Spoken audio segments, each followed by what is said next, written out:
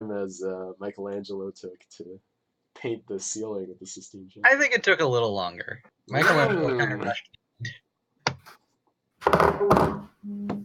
Although I realize I don't have consistency with this one because this one doesn't have black outlines. Rip. Rip. Destroyed. Art style. Yeah. No, that's okay. It's an evolving art style.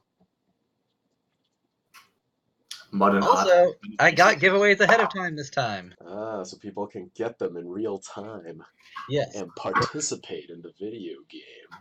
it's true. Which reminds me, I should.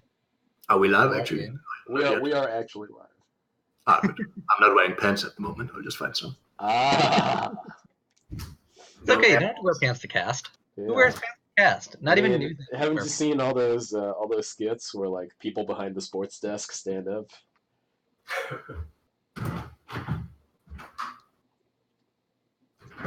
Yeah, literally no one wears pants anymore. Yeah. Including Grimes, you know. Yeah. Yeah, as you can No, see as a here. fun fact, I played in the Duelist World Championship sitting on my bed in my underwear. Got him. Truly. Why you got him. I am truly a man of class. Yeah. I'm also gonna need you to send me a An Authy code. yeah. We could, of course, find some duelist lingerie and Ah. Well, do That we could know any like fashion designers? I mean, would love to see a monk in a raver thong. right. The Meltdowntown pinup calendar. Right. Okay, it's posted. I like that without being here, Monk might not know what that was in reference to. Your string of numbers. I'm sure he can figure it out. Should I actually open the full screen here in the call or the chat on Twitch or both? So what I do... Maybe I would like to chat to people. Yeah, no, what I do is I have chat open, but I pop it out and then I full screen the call. If you're on a desktop and you have multiple monitors, then you can just put the chat somewhere that isn't on the monitor with the call. If you're like me and a nerd, I just have a script that allows me to pin things to the top of my screen. Put the chat somewhere that isn't on the monitor with the call. Yeah. But can't you also just pop it out on Twitch? Like, maybe not. I did pop it out of Twitch. Yeah, but I can just have it in front of the live call. I'm sitting on a laptop because I sold my desktop. Actually. Yo, Jim, since when did Ruby Rifter ever have airdrop? Airdrop, yeah, that's true. Ruby Rifter never had Airdrop is an Americana thing. Ah, don't tell them that I'm not actually. Yeah, but you're in the process, which is why Pato, isn't really meta, but... I see, but Ironcliff is. Yeah. A classic giant European men.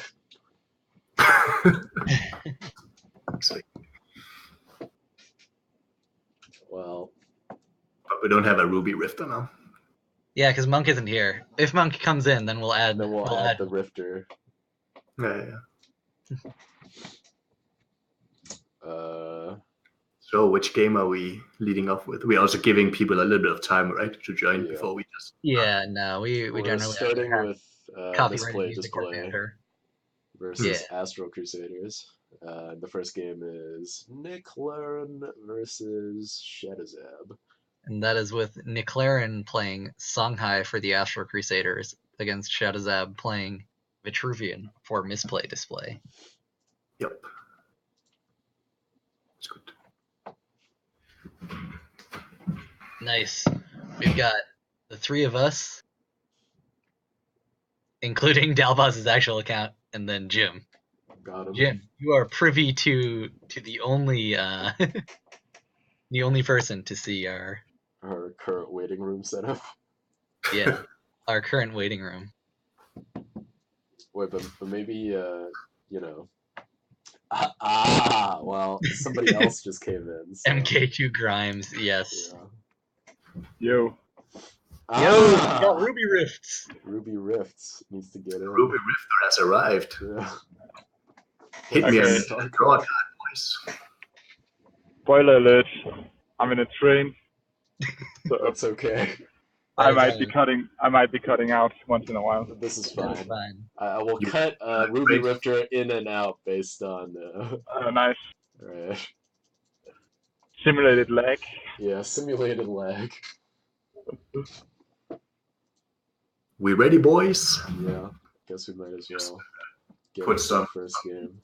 Well, I'm posting in places that we're going live. Oh, okay. So give people a few more minutes, I think. Sure.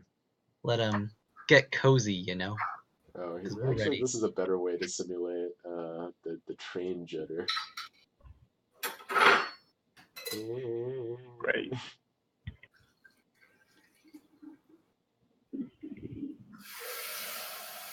I wonder if these changes are made in real time or only Train after I jitter let is go gone. of the mouse.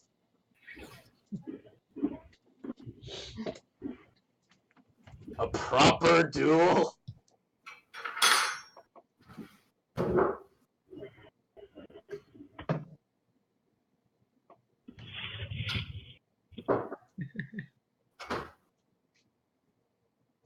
A proper duel of memes and dreams. Well, what does that even really mean, though? I mean, you can either have Iron Cliff versus Grimes or Ruby Rifter. I mean, so as it is right now, Pado trades with Ruby Rifter, and I think. Wait, does Pado have 6 health? Yeah. Nah, man, Team America just eats Team Europe. No, dude, like Grimes just beats everybody. No, Grimes just spawns 2 souls and dies. Grime has Grimes make an on the ball. endless potential, you know. Yeah, Grimes just makes Juggernaut and then makes another Juggernaut. I don't know. In my experience, Grimes is more likely to make Soul and then I don't know, Dex. This is I what I'm see. saying. When the rotation kicks in, Grimes will be everywhere, you know? That is He will true. Double as good. No more Battle Pit drums. No more rocks. No more Yuns. So, Oh, hi, Josh. Maybe. Alright. or maybe they just add more shit next expansion. Grimes is Mechazor. They're like, yeah, no, we're just gonna add 1 mana 1/1 Arcanist and Golem with no abilities to dilute the Grimes pool. So the actual thing that might happen is the Grimes pool might not change with rotation. You might be able to get cards that have rotated out with Grimes, because it seems like, with Allomancer and stuff, they didn't want to That's update the a pool. stupid idea. Yo, Salty7, it's me at the top right, Henry Cater. But I didn't actually have the time to stream till now. But I'm also on the team. Meltdowntown. Yeah. But yeah, now I'm here. Nah, this is the first stream, their first cast that Henry Cater's been here for. Or maybe Salty7 is wondering what exactly is on the top right corner of the screen. No, that's Henry Cater, obviously. It's a Can you not see the- photorealistic picture. Yeah. Perfectly captured. All right. Well, I guess to let's- remind people of what this match is going to be, it is McLaren playing for the Astral Crusaders against Shadow Zab playing for Misplay Display as our first game of the day. I We guess can let's just throw it up. get in there. All right. Salty7, it's because my art is eternal. All right, Shadow Zap going with the The The good nicely set manners. up. GLHF. Yeah. This looks like a pretty slow hand from McLaren. Like his only play is really to make a big dude. Yeah, I mean there really aren't any movement effects. Yeah. I feel like making a 5/5 is better there. It's more high. Yo, impact. Jim, am I the quiet dude or is Monk? Because Monk is on a train. Yes, I'm the quiet dude.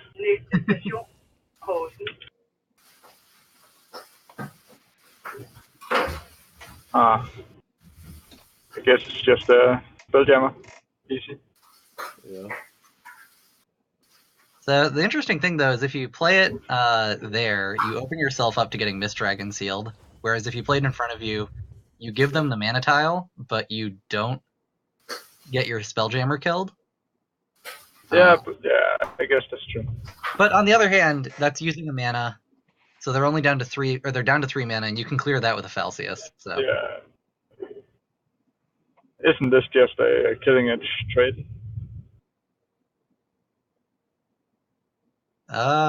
Probably. Although you have Dalbaz, could you move your Twitch or your chat box? Because I can't see the last card in McLaren Sand. There isn't anything. Yeah. Also, does somebody have the sound playing from the stream? Because somebody said the sound is sending twice. Is that what Sir Omega means? I thought they were talking about just like chat things. Okay. Oh, they probably had a chat thing. Gotcha. Yeah. Hi, Tactical. Yeah, Salty7, we don't have any game sounds going on. Audio? Yeah. I think actually I do have game audio, but it's turned super low. Oh, that's fine. Aren't you more interested in hearing our voices? Yeah. For obvious reasons. I'm a bit interested in why he didn't walk one forward to like threaten the Minotaur with his face also. So you're saying for the Thunderhorn next to him, so he might not. Are you wondering why Niclaren didn't take the mana tile there? Because it looks like what he's doing is, I think that he's setting up the ability to take the mana tile, whereas if Shadow Zab takes it, then Thunderhorn is going to be able to get something. And it will chain onto something else if he takes the mana tile. Yeah. Because there's nothing that can just play it onto it and walk away. So, taking the mana tile for Shadow Zab confirms that Thunderhorn will get a nice shot off.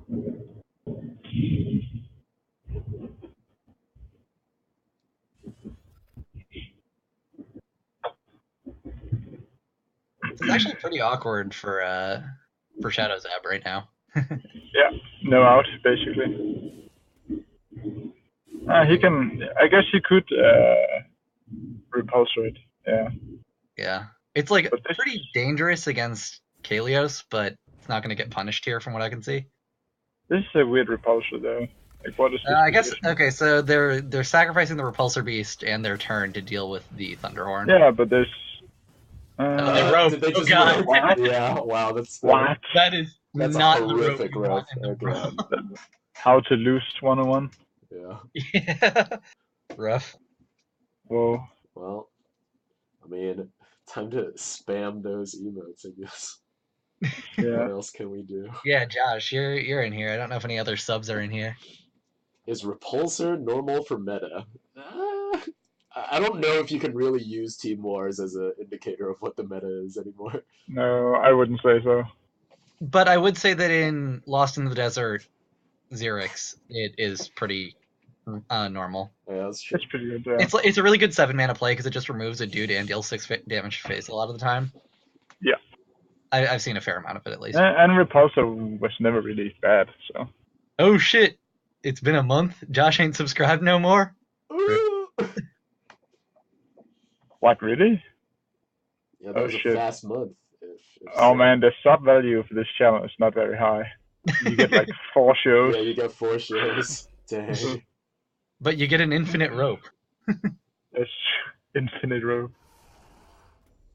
Vanduzo, Team Wars is a long-running tournament where teams of players work together to try and defeat other teams using like 6 specific decks piloted by different players. Yeah, basically, it's a best of 11 format where each team runs 1 deck from each faction, and the first deck to lose as every faction loses. We're showing 2 games from each match that was played this week, so we're not doing like a full set. Yeah, there are 14 teams, so 7 matchups. Wait, did Niclaren just do nothing with his Thunderhorn? No, he traded the Thunderhorn in a face, I think. Thought it was a meme. Shit. It is a meme, Banduso. Yeah, I don't know about trading the Thunderhorn in. I mean, maybe didn't want to. I don't know. It's nice that this Falcius just trades with the flame, young Wreath? flamewing or whatever. No, not young flamewing, flame Yeah, wreath. Flame Wreath. Young Flame Wreath. Yeah, he's Smork with Thorn.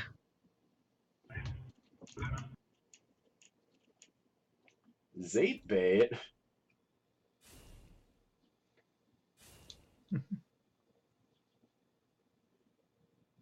Okay.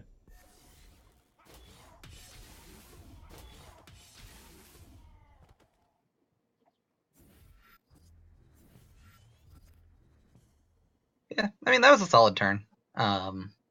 It's kind of odd that the Metallurgist was played so far out of reach of everything. He was playing around Panda, I think.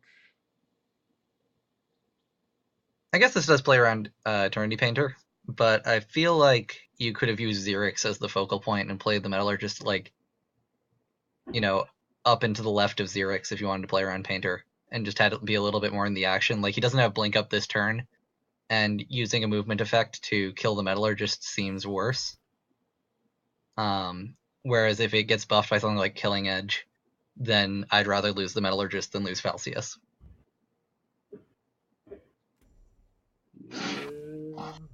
McLaren is playing super conservatively with this Kantara, though. Yeah, for sure. This Katara has been around since turn 1, and it has done nothing. Yeah. I mean, I guess it threatens backstabs, which, you know, draws the game out a bit more. Or maybe, like, Nick Laren's deck is a lot more late game focused than we think it is, and maybe he knows that he's always going to win the late game. Which currently seems true. I mean, look at this hand, you know? Yeah. This is a nice clear on the Thunderhorn if Shadow Zab wants it, with the Rasha's Curse Falcius, and then you can just develop a Thunderhorn. Yeah.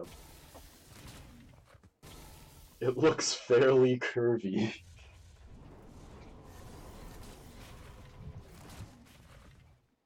So in some ways, it looks unfortunate that Shadow Zab, from their perspective, couldn't develop an Aymara here, but I think it actually works out for them in the end because Niclaren has 2 things that can remove Aymaras.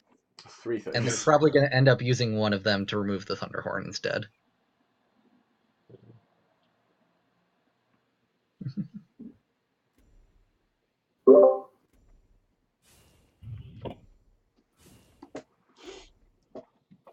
Teams are formed at the beginning of the event. Generally, one person or a couple people will say, like, oh, you know, do you want to join my Team Wars thing? So it's, yeah, want to be a team? All right. There was also, you can join the Discord server. And in the Discord server, there was like a recruiting section where people could just like advertise themselves as like, hey, I don't have a team. Are you having a team that are missing players? Yeah, are teams still recruiting right now? Sometimes. Yes. I can't say for certain that any are definitely at this time, but you know, people leave, people stop playing, so. Thanks, Omega, for linking the Discord. Yeah. No, we're a legacy team. Coming back. Oh, this is actually close to lethal. With McLaren? Yeah. But he can't get a backstab off. Yeah, but like, he doesn't have to. I don't know. I think that leaving the Thunderhorn up and getting a lot of damage in isn't where you want to be.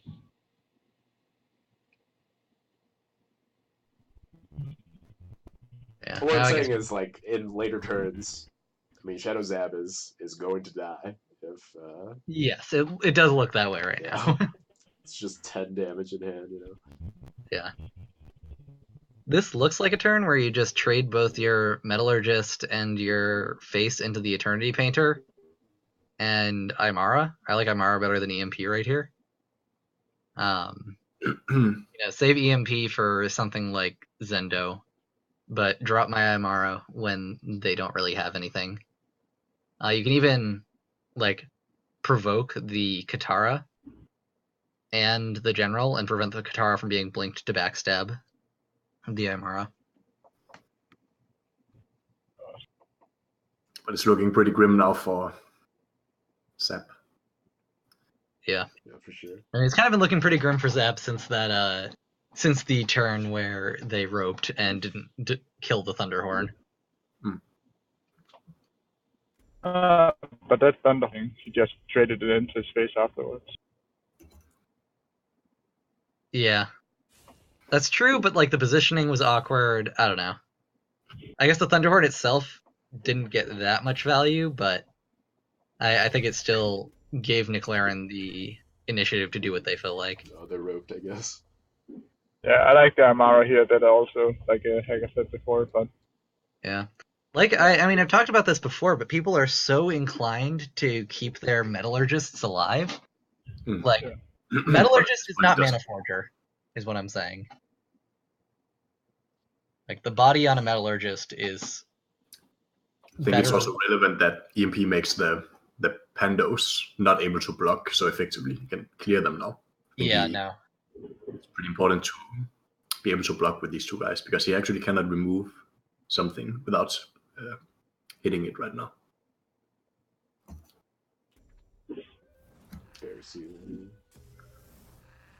Yeah, I guess in terms of backing up and stuff, Shadowzab is sort of thinking that they're still the control deck, but the thing about Aymara is that Aymara closes out the game, and so you need to have some damage on the enemy too. And you can save the Aymara doesn't counter a Zendo. EMP does. I feel like McLaren could have moved in front of Zerix this turn. I don't think I would be too concerned about getting burst down from 21 when they have 4 cards.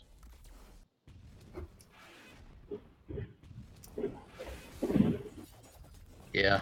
No, I don't think so. Especially, they need a board to do any real significant damage. Yeah. And here, even right now would be a much better time to EMP. If I just gotten if we did that entire turn the same, but that panda up there used to be an Aymara instead of an EMP, then I think an EMP would be good this turn since it kills the Katara. Yeah, and your pandas from last turn would have bluffed. No. Yeah, and he prioritized silencing or dispelling the Eternity Painter just so he could run away, I guess, from the Katara. That's Maybe true. he was afraid. Yeah, but I mean, I really just think that he should have traded. That's fair in terms of saying if he had made the exact same turn. But I guess that's just he could have cleared the Eternity Painter. So but then you're also in his face and ready to get backstabbed by a Katara. It's yeah. also These people calling out Dragonbone Golem. Yeah, maybe my card should actually be Dragonbone Golem. Nah, I don't think you're like that. I don't see you as a Dragonbone Golem. Yeah. My artist's vision doesn't see it. It would purely be for the meme though, so isn't that really what I'm about? Wait, what? Yeah, I don't know. It looks like Shadowzab miscounted. What is happening? What is happening? Are you fucking kidding? Well, I guess that's lethal. Whoa. There are. Okay. Yep, just smacky face. What a shit show. I think they meant to. Yeah, to misclick the mana. Yeah. And they hid the fact they were playing Zendo. Which isn't. It's a small thing. But they're still gonna play around Zendo. Yeah. Well, the thing is, you can't really play that well around Zendo. Looks like more misclick, to be honest. Yeah, Baronian also says misclick, I guess. Yeah, because the play was set up to walk back onto the tile. Yeah, and then slam the Aymara. Yeah. Unlucky. I think it looked pretty shitty for him anyway, but... I don't think the situation would have been that great, but You know, would have been better than not playing an Aymara, is all I'm saying. No, Deoxygen. It's because we got Henry Cater here. Henry Cater is our grimy boy. Yeah. So Grimes was not here till now. Grimes is a new addition to the our hacker modern art museum. It's true. So back to the casting thing. Up next, we have Death's Advocate playing for the Astro Crusaders against Baronian. So Omega. I think Penumbrex is pretty great, to be honest. Maybe we'll see some Penumbrans today. You know, don't talk down to Penumbrex. He's actually pretty cool, you know. Henry Cater is a big Penumbrex fan. That's all we're saying. But yeah, we got this Magmar mirror for you. Yeah. Well, we already know who has the upper hand here. I mean, with the MK2 skin. Yeah. I wonder what's stronger, an MK2 skin or a prismatic? Yeah. I think the MK2 skin is stronger because more work hours have gone into producing. But at the same time, it also costs real-world monies, and it's got to be pay to win. Otherwise, how will people buy your money game? Loot boxes. So, this was a risky play by Baronian, given that it plays really heavily into a natural selection. But it pays off here because the natural isn't there. No, it doesn't pay off at all. Oh, yeah. Wait. You can't. Yeah, I lied! I mean, he takes 4 damage, I guess, but yeah, no, it's a small price to pay. Fine for Death's Advocate. Nice train sounds we have. So, an interesting thing here. I kind of like playing the blood tier forward instead of back, because I'd rather the blood tier die than the cryptographer. Yeah, that's true. You know, if he's going to kill one of them. Yeah.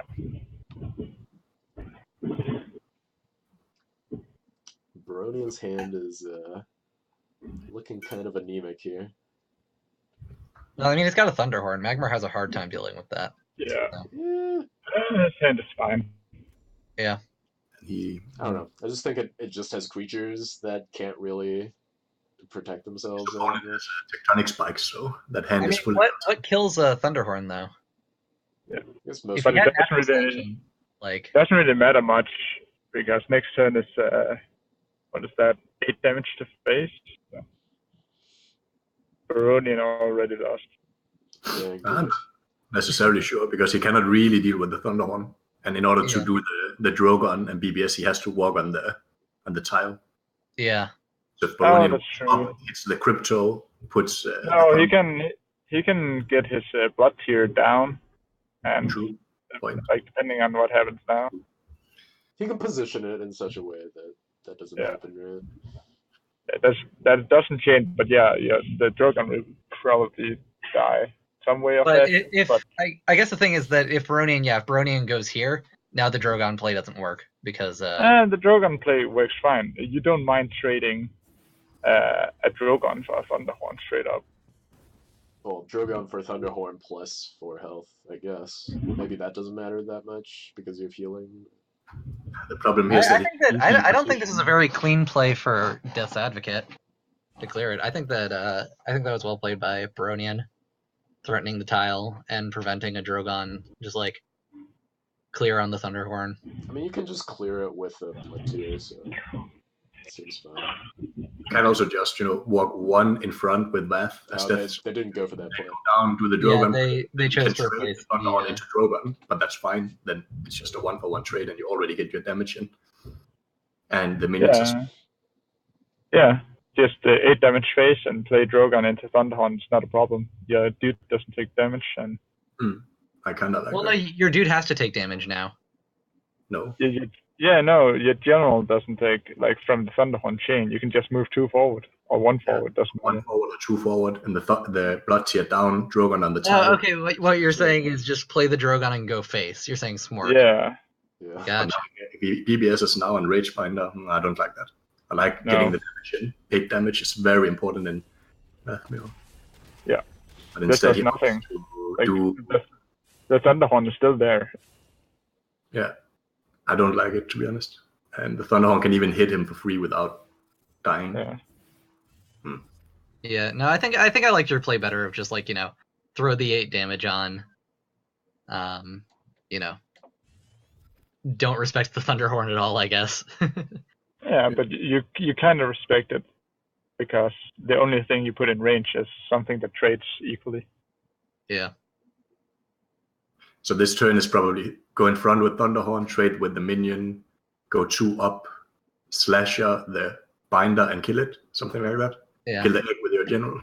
I will say the other play that Death Advocate actually replaced away was just BBS plus Blood second Blood Tier. Tier. Yeah. To just clear the Thunderhorn and not even show the Drogon. Yeah. I think that just would have been a better play than this. But I guess it's also hard because you did have 3 or 4 viable plays that turn. Yeah. When But we know I think I ourselves that when you disagree. play, all of a sudden, if you are 4 people talking about something, it can be a bit confusing. Yeah. It's easy to say afterwards, hey, this is the correct play. Okay. Because we can also see Baronian's hand as well. No, it's true. It's true. We're also free of the rope, so. Yeah. I don't get why they don't show the rope in replays. It's like, you know. Wait. They. I feel like they might. No, they don't show the rope in replays. Oh, you know sure? what? I think I'm remembering when I had like a plugin installed and it shows the rope in replays. I think. Yeah, that and might there's be like it. some bug with it, so I had to uninstall. Nice. Yeah. Huh, interesting. Classic third-party technologies. But yeah, the technology just isn't there, you know. Right. We can't get to Mars yet. But in 3 years. With 3 easy installments of 1999, you too can go to Mars. So, if he Or wants you can get a replay. If he with wants timer. to, Death Advocate does have a clear here on both the Slasher and the Thunderhorn. It doesn't really develop anything for them, though. His hand is a little bit awkward right now. You can just Tectonic this time.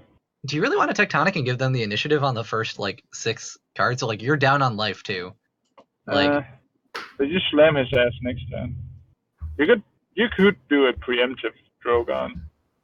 But that's risky coming into the Macanta turn, so. yeah. Also, if you I preempt assume- Drogon, then you're just taking more damage. Like, guaranteed. Yeah. Alright, he's going for the Alright. spike. Wait, why isn't he slamming? Why isn't he smacking face? Yeah. He has more He's attack getting than 10 us. damage in. He's getting 10 in next turn. Yeah. Maybe he's working out, like, whether or not he'll die to, like, flash Drogon. And that's fair, actually. Like, he would go down to 9, and the 4 damage doesn't matter because he's at 16. 2 off. So.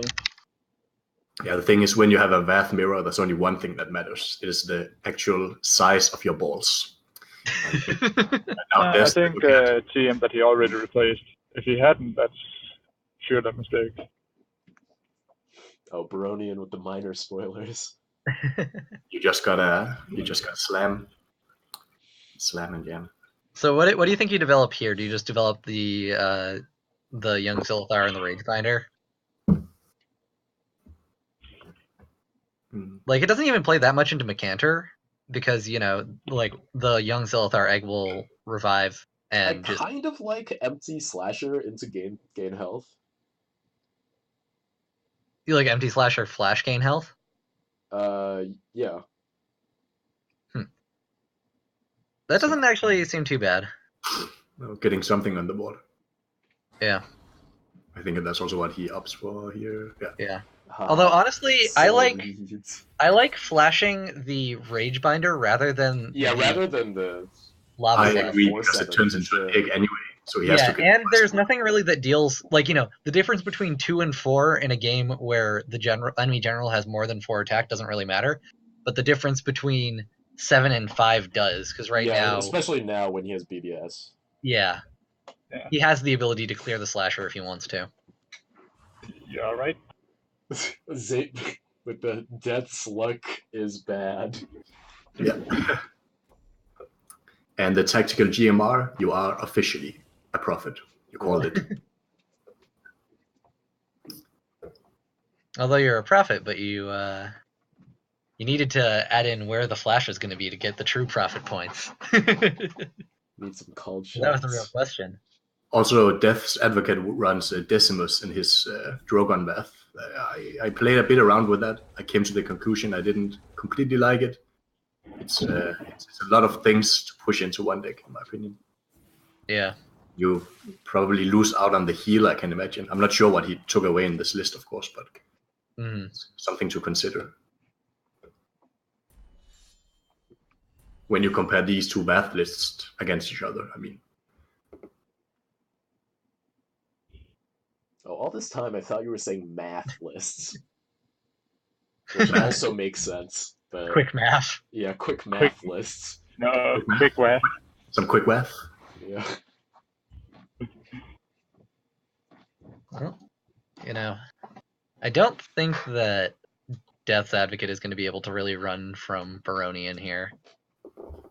And it looks like Baronian is probably healthy enough that he'll be okay. One of the questions I have is, do you clear the Ragebind?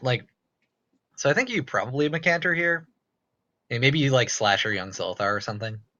But if you Macanter here, do you punch the Ragebinder with your face and then keep the Macanter at full health? Do you punch the Ragebinder with Macanter and then clear the egg with your face? I think you do Macanter at full health because you cannot get rid of the Golem Metallurgist. Yeah. But I don't think you face punch the 3/4. I think you Golem it and then punch the 2/1. Yeah, I guess at this point you probably need to keep some distance between yourself and them because of the Drogon threat. Yeah, you die to double activation with Drogon. That's a good draw. Actually, maybe clearing out the Metallurgist actually with the with Macanter. That's fine, whatever. Yeah, no, I mean this one's fine too. It plays a bit into. Well, they played around Macanter well enough. Well, it still plays in Macanter because they can just punch the slasher Macanter and then Macanter the Zolthar. This is one hell of a staircase, though. I wouldn't want to climb that. Yeah. No, I think it's time to climb. Let's go. EMP is actually pretty awkward here too. Oh man. It loses you all your stacks, and then they're going into Saurian Finality or Rebuke, whatever they want.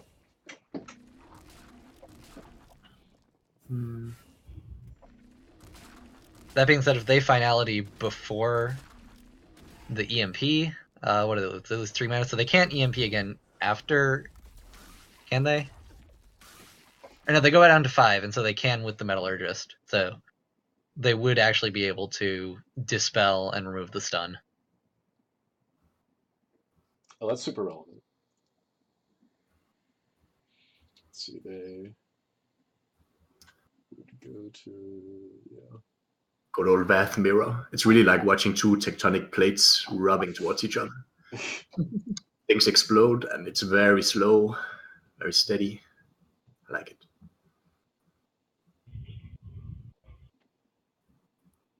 Death's Advocate is just at 8 though. So next turn, even Baronian can use Saurian if he wants, or Macanto for that matter. Well, that looks like a way to end this game. Yeah, I think you just go for the double and then keep out of range. Yeah, I think you just keep yourself out of range of their general and go for Macanter into Macanter. Because your reach with Macanter is so far. Really like Saurian, to be honest. It makes it so that Yeah, Drogon. I like Saurian more. Yeah, I think if you play Saurian, you heal kind of. The thing, Macanter, it's a 2-turn play, but if he has an Earth Sphere, then it's really bad, though. But Oh wait, does that Metallurgist dispel? Oh no, you go to 5 mana. Oh yeah, because Death's Advocate was on 6 going on 7. Or no, it was on 7 going on 8. And so then it got brought down to 4. Okay, that makes a big deal. I thought he was going to be able to EMP here, but I was looking at Baronian's mana and thinking that it was going to be equivalent. Because Baronian's going on to 6 next turn. Which if Death's Advocate was 6 mana here. Saurian in the mirror is just... Oof. Yeah. It's nasty. No, never mind. I like Saurian's better, given that. Especially in a Drogon list. Because he actually... Death's Advocate could have had lethal this turn, right? If he wasn't stunned. Yeah. No, basically the thing that I was thinking of was predicated on the fact that I thought the Death's Advocate would be able to play the EMP this turn. Which I feel like would just like swing things way too much in the opposite direction. Yeah.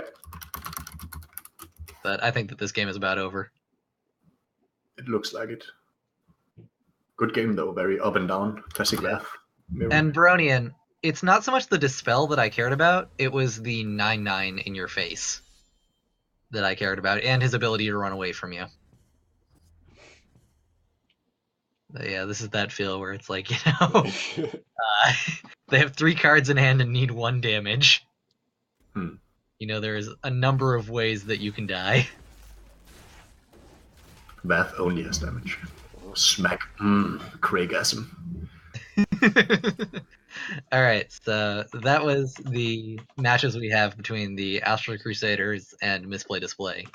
Coming up next... It's Alabacus versus March of Warriors? Zay, you can't request right now. You have to request, like... earlier. Yeah. Yeah, the next match is Alabacus versus March of Warriors, and first up is Starhorny versus Phoenix Toshiz. I believe that's how I pronounce that. Nah, man. Zay, you just gotta PM me. Like, if you have good games, like, PM me on Discord, and you will get to see those games played. Oh, shit. Provided that you don't request, like, a bunch. This is a Doom list. What'd you say? This is a Doom list from, Starhorny? Yeah. Damn. You can't see their hand right now, but it's got a Mage Sword in it. Mage 1 Cassava, that is really what you call balls deep YOLO. Mage Sword Doom Cassava. Yeah. Doom, then it makes sense. Alright, well, we're in it.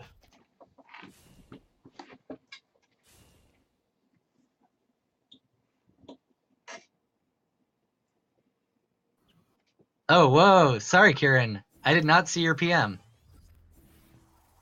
I checked at like 10 o'clock last night, and I guess that got the... Yeah, I apologize. And that's on me. They did actually request Nick Laren versus Starkly. Okay. Rip. Well... that's on me, guys. Yeah. This is on us.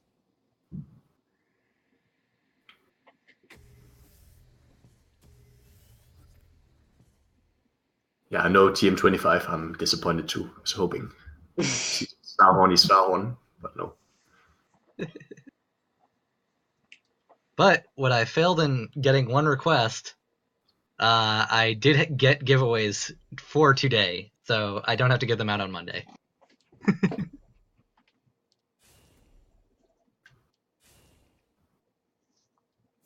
Wild Tar.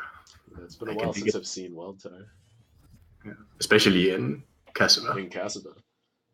Although I think Wild Tar is actually like a kind of interesting control tool. It's an interesting deck overall, and I really dig the Dancing Blades. I love that card. It's so good. But what do we have from the Songhai player here? It looks pretty... I don't know. Typical. That's good. Shroud's like a hedge against what specific thing? Interesting mix, right? But Spiral looks like the finisher. So it's kind of control-y. Yeah, I think most over-the-top Songhai lists are playing like multiple spirals now. That I've seen in Team Wars anyway. It's just like 2 copies. Yeah. Which can be good, obviously. I don't know. I feel like if you're not ahead, though, then It Spiral doesn't do anything. it really doesn't do anything. The accelerated Bone Reaper. Yeah, Bone Reaper, so sweet. And actually, this is matching up really well because like Phoenix doesn't know this, but Starhorny is playing Mage Sworn, and just due to that deck construction constraint, it's really good against my Cage. Like all of Starhorny's cards are just minions.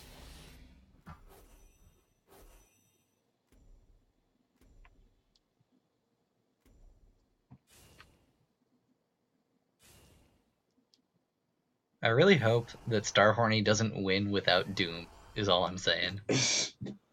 Somebody requested this game, actually, or was it this one of the random picks? This one was requested, I think. Okay. Maybe that's a minor spoiler. Or maybe we get to see one of these exciting Spiral Technique lethals. I mean, there it is, It's right there. All you have to do is wait 4 more turns, and then wait 3 more turns. Doom is just an expensive Spiral. Literally the same card. Doom is really inexpensive 4 spirals at the same time. Right. When you think about it. Mind Cage, what did he give to him? Just the BBS for now. Yeah. So, which doesn't do much. This Bone Reaper, I think, is not going to see any more value this game. Not in a bit, at least. No, I think it can make its way back. I think that it's less likely to make its way back if Starhorny keeps running his guys backwards instead of forwards. I mean, I guess it could just get Eternity Painted and then it's just gone, but... It looks like Starhorny just wants to not be on the wrong side of Kaleos. Yeah. No, that's fair. You need to think about the backstab stuff. The Wild Tower was shrouded. It was dispelled. That's why he didn't Frenzy.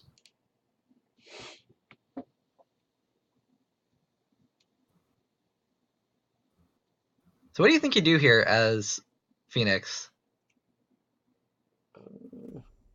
Because it's difficult to actually play a Zendo because the Zendo just dies to, like, ping punish.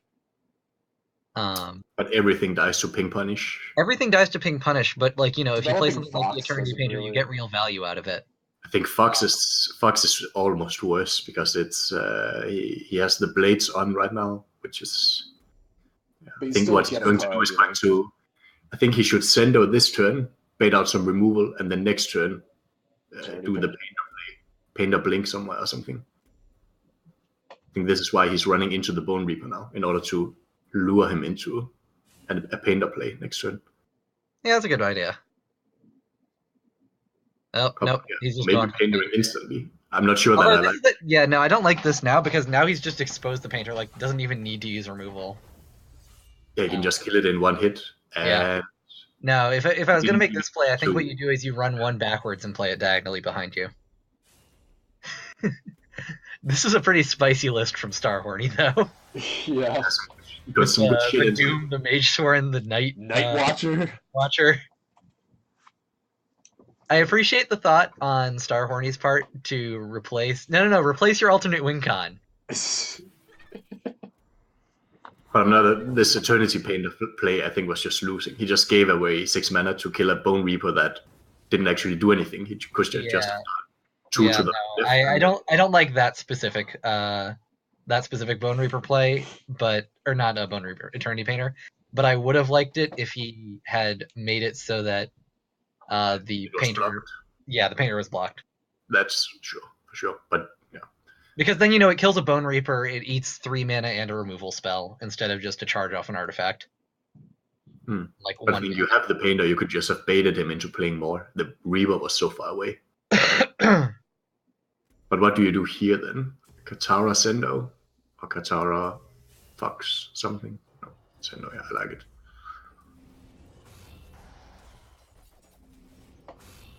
And that Abyssal, Spectral Blade was just so strong. just let him Like trade with Painter, trade at a trade third with of it Katara. with Painter, a third of it with the Katara. Yeah. It's just 2 cards right there. And it got something else too, I think, because they played it initially and it killed something. I just forget what that was. Yeah, I don't remember either. The Bone Reaver. What did it kill actually? Oh, the Necrotic Sphere even. It's really Bone Reaper controlled. didn't kill anything apart from the 1/1 Shroud, I think. Yeah, I think. And then it got juxtapositioned away, right? Or something like that. And then it just got banded. This Abyssal Scar actually isn't bad. Nope. Yeah, lets him kill it, lets him run away. Overwrite the tile. And yeah, overwrites the tile even. Yeah. The EMP here is really good. Yeah. I think overriding the tile here is not really relevant though, to be honest. I don't think the he tile uses isn't super relevant. It's interesting that they played the EMP into Necrotic Sphere range. What they could have done was they could have used the Scar. Well, I guess that would have put the Desolator back in hand, so that's not better. You just play into this. Is the correct thing to do. Like, unfortunate that they had it, but I think you have to sometimes just say, okay, I try something now. Because how can you play it out of Necrotic Sphere range anyway? It's almost impossible, right? So the way they could have played it out of Necrotic Sphere range was play the Scar first, and then move one back and played the EMP. Yeah. But yeah, you already mentioned the issues with that. Then he has a Desolator. Yeah. So I will say, chat, we're going into Doom turn. The question is, does Starhorny throw out the Doom? Or do they just say, I think I can kill you in 2 turns with these like dancing blades? Yeah. I think you actually throw out the Doom. I think that maybe not. I would, to be honest, 100% play Dancing Blades, but maybe that's just because I'm too conservative. And, yeah. Dancing Blades do just kill faster. Yeah. It's just a good way to deal with the Fox. You know what? But you brought the fucking Doom deck. Play the fucking Doom. Yeah! Alright, it's a Doom. He does. Alright. You don't bring the Doom deck to play it conservatively. No, of course not. You bring the Doom deck to play Doom. But I think this deck your hand does have a lot of healing, and they're on 2 cards. That Fox is out of range. Like, one of their minions is probably going to be out of range, because even if they blink the Fox, the way that they placed it, now the Fox can't hit even with a blink.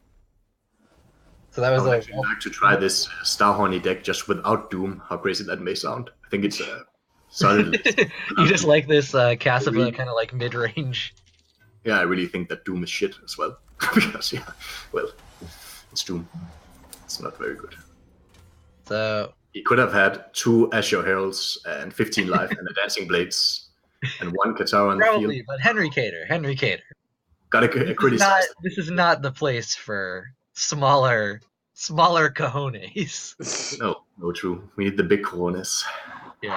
Yeah, get rid of that Dancing Blades. Just heal. Oh wait, I guess they're playing the Dancing Blades. Never mind. I guess they're healing too. Yeah, okay. This ain't bad. I guess that it's kind of bad.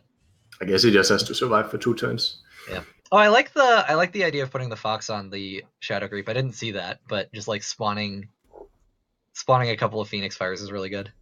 What I want to see is to see Phoenix to Ashes actually top deck an Ephemeral Shroud and then just see this Cassava cry. But Shroud doesn't it doesn't dispel Doom. Doesn't it? I think you can dispel Doom somehow. No, you can't dispel Doom. You can't do it. They did not make the card that bad. Yeah. I guarantee. I think actually on the Twitter thread that spoiled the card, people were asking, "Can you just dispel this?" And they're like, "I mean, the card would be really bad if we." You can theoretically, I think, survive it if you are Beth and you have the thingamajiggy. What's it called? The artifact. Oh wait, never mind. Is this lethal? Yeah. Well, no, this isn't lethal. Oh no, it is. Yeah, because they have the Phoenix Fire mana too. Yeah. Well. Oh wait, they chose not to get lethal. Must be. Wow. Okay. So what when it's Cassava's next turn? Maybe they roped? Yeah, it's possible they roped because that was like an easy lethal. Yeah, look. I like how the Doom didn't even kill them. Yeah. Exactly. This is what always happens to me when I play Doom decks. I play it and then I feel, whoa man, Doom, and then you win in 2 turns. Okay. Yeah. Great. It's like you disconnect for 1 turn. And Because then, if you come back. if you're so far ahead that you can actually play Doom, then you have already won, kind of, because you have to be pretty fucking far ahead in order to play Doom. Yeah.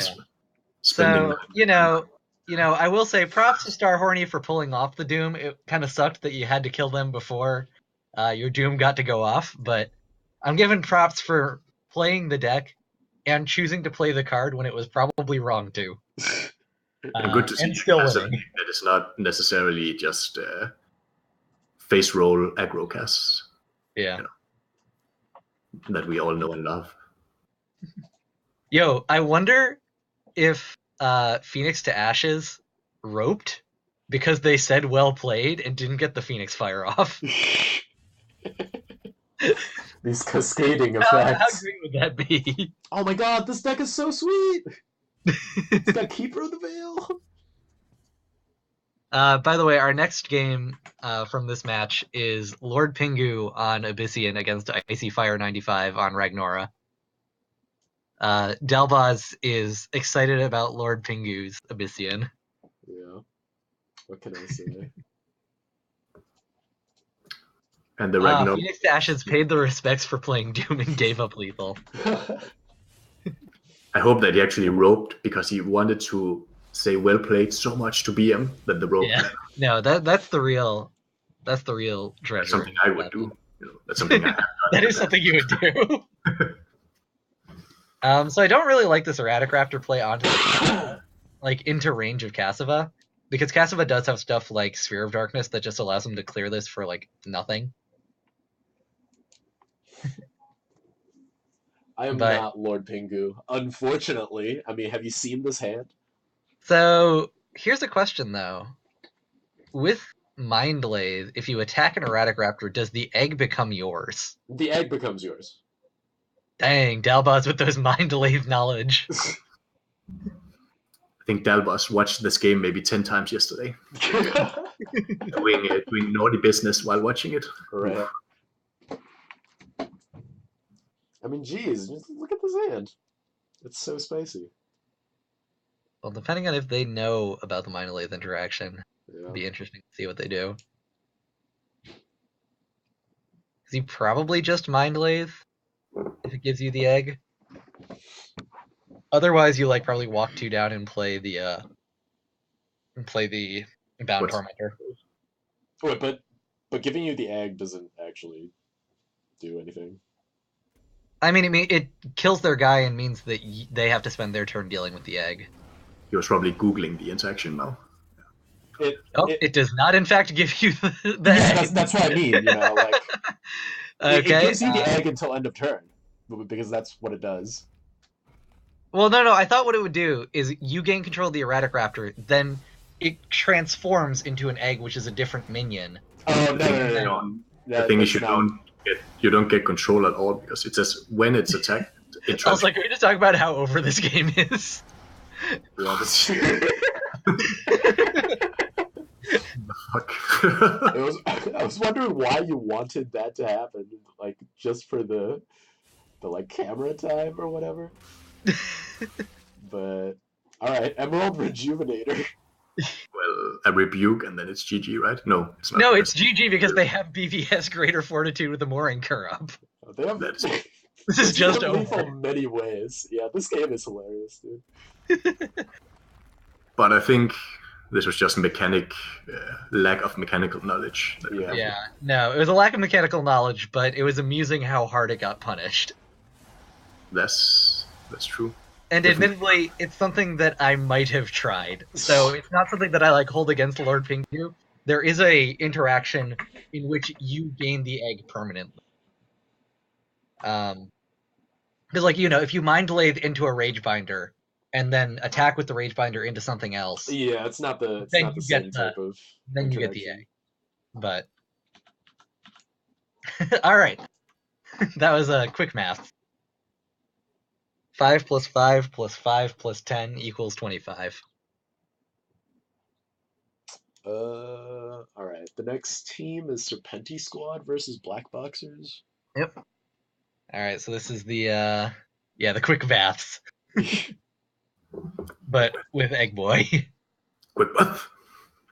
But yeah. So The first game is Mr. Mana 3 on Abyssian playing against Kolos. Kolos the Chiochandasugu on Vitruvian. Good streak. You can see me there at the end of it.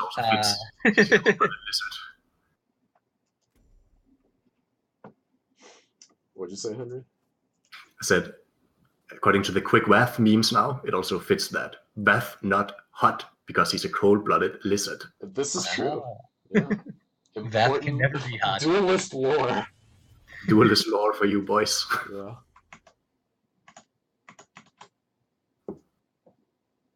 Alright.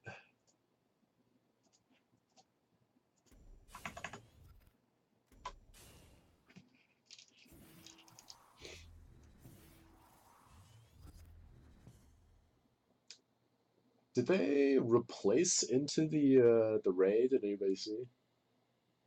Or were they just like specifically keeping that in hand?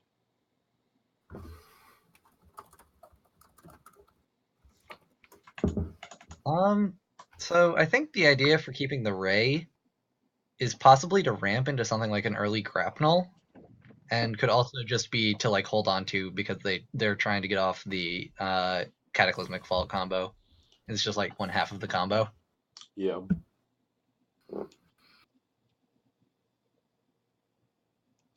Yeah, Mycroft. Dalbaz has always been Pado. Yeah, it's just me.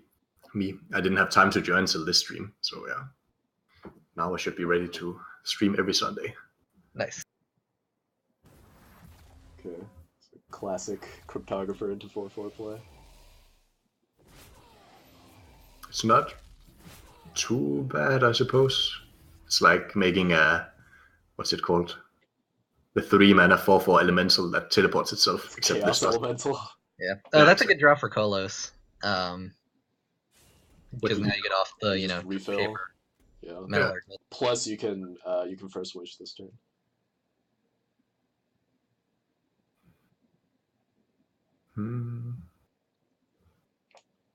What is the best play here, actually?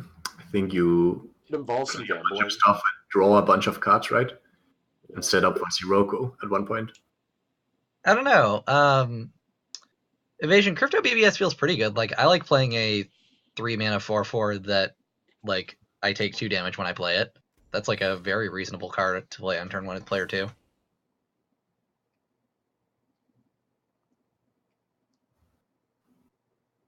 Okay.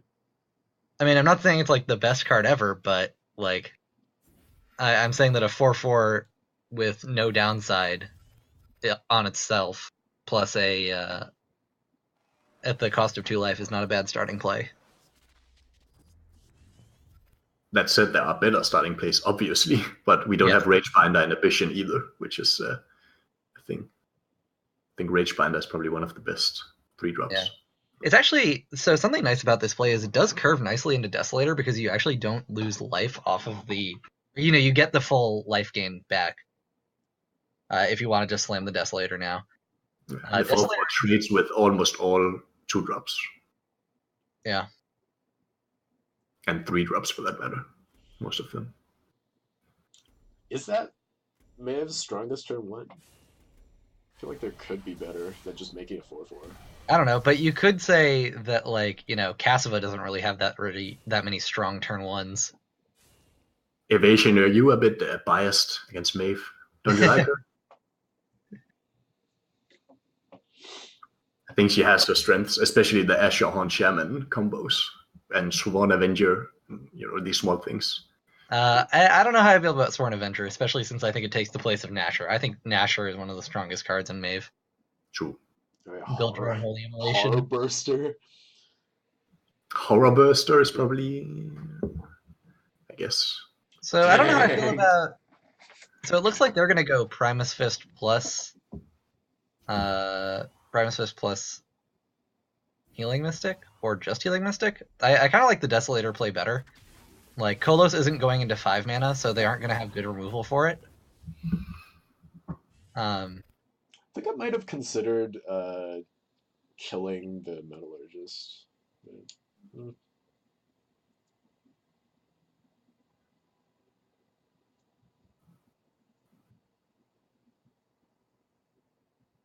Yeah, I think if you're not gonna play... I don't like wasting the 2 mana. I don't like just playing the Healing Mystic. Yeah. I I guess like... it is their only like real removal option in case they lose all their creatures. Yeah, but that's why I like playing the Desolator more. You know, you just get a Yeah. 2-life swing off of it. Like you're dealing the same... You're dealing a little bit more damage. You have a little less health, but like they're not going to be able to clear it easily. You know, it eats whatever guy it touches. Yeah. Kolos doesn't... I guess they could be playing around BBS plus Psychic Conduit, but I don't think Kolos runs that in his list, and his list hasn't changed much in the weeks that we've seen.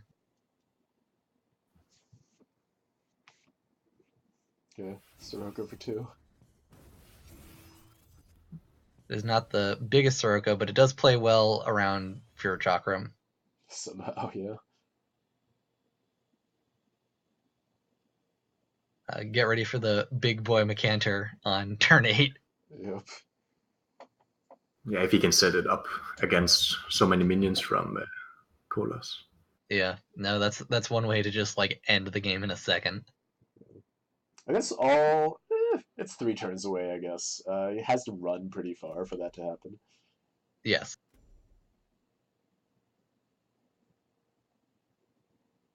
I don't know how I feel about walking into this pile of golem. You're just losing like 10 health here. Yeah, that's a lot of health.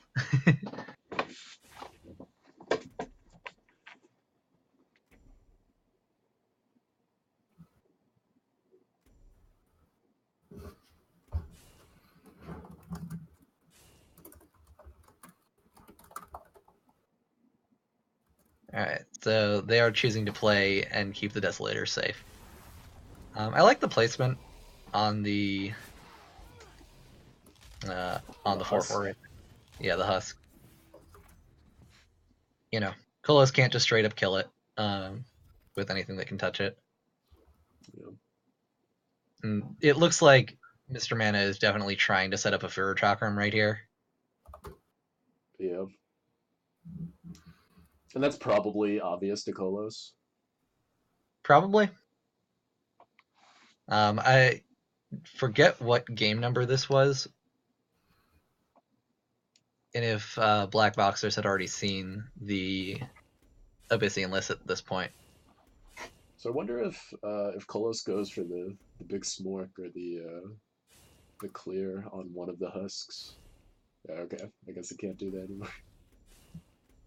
Alright, so this is the first match against Mr. Mana 3, I believe. Okay. So Kolos is going in blind. So Kolos doesn't know about the Chakram, so it's up to him to like choose whether or not he plays around it.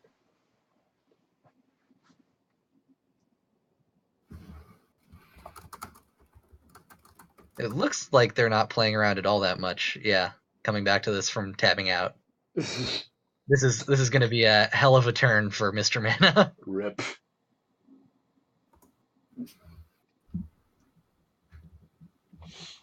Yeah, dude. I mean, in standard, Essence Sculpt is the only playable Vanguard card. Nice support you got there. Cryobite. So it is still a little bit awkward because there's only one 4-power guy. And you really need that 5 to take out the Boulder Breach, which means you have to throw one of your guys away, but still probably completely worth it. Yeah, you're doing so much damage here. Yeah. Your Chakram is so good. And yeah, Mycroft, I completely agree. The sunglasses emote would be my preferred one. This, yeah. Also, incidental strength of the Furor Chakram against Kolos specifically is the fact that it makes it really hard to steal guys with Grapnel. Oh yeah, that's true. Because it cancels out the BBS, so you can only steal guys that were 2-power already. Stuff like Desolator, you can't steal till you break it. And he's one turn off EMP, which is actually quite important. Yeah, so Kolos doesn't have a way to break the Chakram this turn. No. Luckily for Kolos, though, this is not the Revenant turn. But even with this, like if Kolos can't deal with the 6-1 and the 6-2, takes 12 here and then like whip something away and then play a Spec Rev and just finishes the job next turn if you're Mr. Mana. Yeah, because EMP next turn What can he do now? He has to take 12, right? I don't see another Yeah. option. Yeah, he can block. No, he cannot block. Can he block? He can't. Not really, no, because anything Not can get really whipped with the away. lure. With the lure, he cannot. So I think that this is just about GG on Kolos' side, unless he draws something very specific in the next couple turns. I guess the Amara will just be lured and he will take a ton of damage. And then, Yeah. And then he'll play an EMP and he'll get Revenanted. even though he only takes 6 this turn because of the positioning. Oh, that's true, actually. So maybe it's not over then. But the Desolator and the heals, and yeah, it's not looking too good for him. Yeah. And even the Azure Herald is actually a threat now at 3-4. Yeah. Dang, evasion's hating hardcore. So yeah, evasion. I think we just saw that Maeve is not necessarily a super bad general. Yeah. Just, I don't know. A lot of people complain a lot about, some of the weaker looking generals, but people are starting to find like kind of situations where these generals are still pretty good. Yeah. Like the fewer Shatram on Maeve is really a good thing. Yeah, and I know that Alpha Sentry has been kind of championing the Eilina is a decent Vannar general. Monk has also been playing, Monk and I actually made a Lurking Fear Maeve list, which is quite good. Right now we have Grimes in it. You can play it without Grimes. I would not recommend it, but of course, always recommend you to play Grimes in every deck.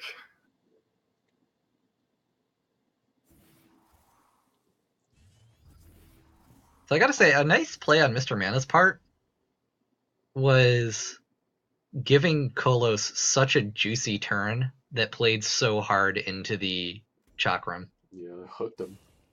Especially because, it kind of looked like a misplay. But it really wasn't. It was really a calculated thing, and Kolos kind of took the bait. I don't know if he just underestimated his opponent there, but I think that cost him the game. Was not seeing the Chakram setup or not respecting it if he saw it. Kolos was too busy playing on 5 monitors at the same time. That's his style.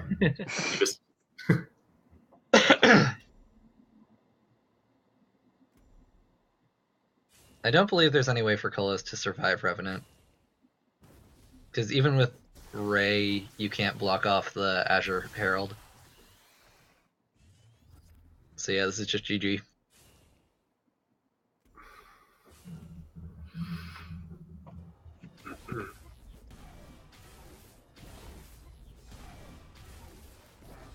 Alright, so well played by Mr. Manor. I like that. I like seeing that gambit. And I like the fact that the gambit paid off.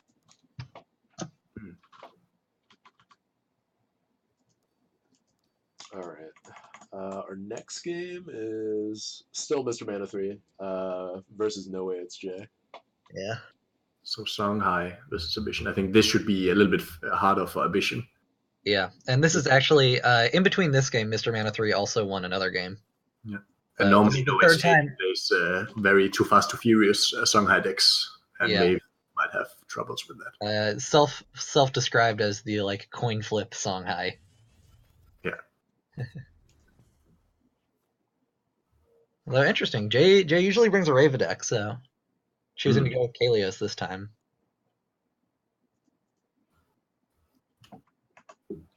But still looks like very combo spell, damage based. Evasion. The reason why everyone in this tournament isn't playing Mantra is because Mantra is the stupidest Songhai thing, which is the stupidest faction. And so why would you play the worst of all worlds when you could play anything else? It's not even that it's good. I just don't like it. Mantra is incredibly good when it works, but it's still not every time that it works. No, it's just stupid all the time, regardless of if it works or not. Yeah. It's solid. So interesting, Jay bringing the Mage Sworn in Kalios. Can we actually swap the hands around on stream? I think right now the song has to. But OCD kicking in. But The choice. I know that Black Boxers especially has sort of been championing the idea that Mage Sworn is really good against a lot of decks right now, and you can just sort of fit it into your own decks and just play it when you can use it. Like, a lot of people say that, okay, if you play Mage Sworn, then some of your spells won't work, but that doesn't matter if your opponent's spell doesn't work either. Yeah, it's more about you're dictating whether or not that happens.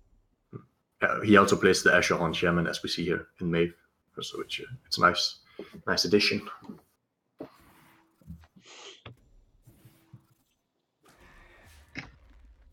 What do you think about putting the Azure Horn Shaman in the, like, close to Jay? Because, like, you know, if he hadn't put it within punch range, then, like, you know, if he'd taken the top tile, for instance, Jay wouldn't have been able to clear the Shaman this turn.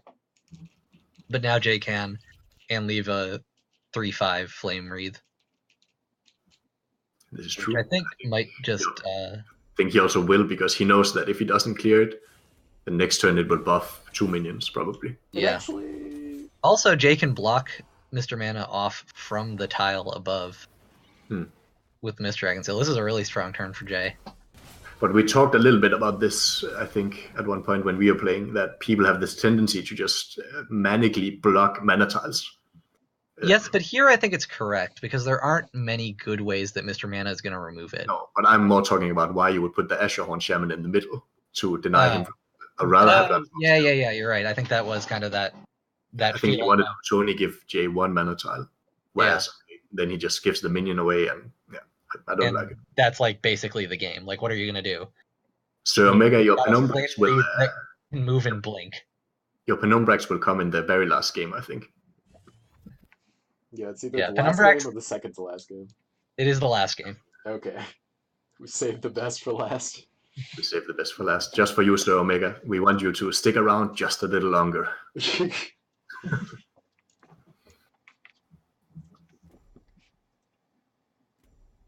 Okay. Fun fact is that Umbra in Latin means shadow, which is quite nice. It fits him.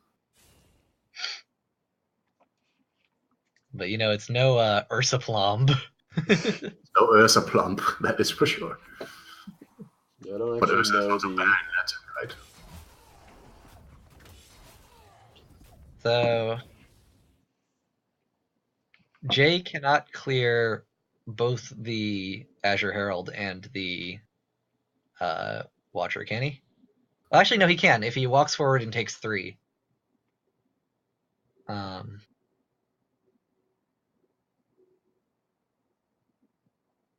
Because then he could, like, blink it back up. Because he can walk the Flame Wreath down, and then... Yeah, he can just walk it. No, he still can't clear it without kill the one for him. Without attacking, yeah. But I guess he can blink it up. Yeah. And the nice thing here is that it didn't matter if that was Zeraloth or Bound Tormentor. He denied the trigger on both. But what if... although if it was Skull Mizuchi... Prophet. Wait, no, it can't be Mizuchi. What the fuck am I talking about? Skull... Actually, no, even if it was Skull Prophet, it still would kill it. It would just die to the Flame Wreath, yeah. But if it somehow was Mizuchi, that would be another story. Skull Prophet should really just say the enemy general's attack is 0. -1 kind of. Yeah. It's just so bad. In the beginning, I thought it was if your general attacks, then it's decreased for the rest of the game, but it's only when it's on the field, obviously. Yeah. This makes it quite shady.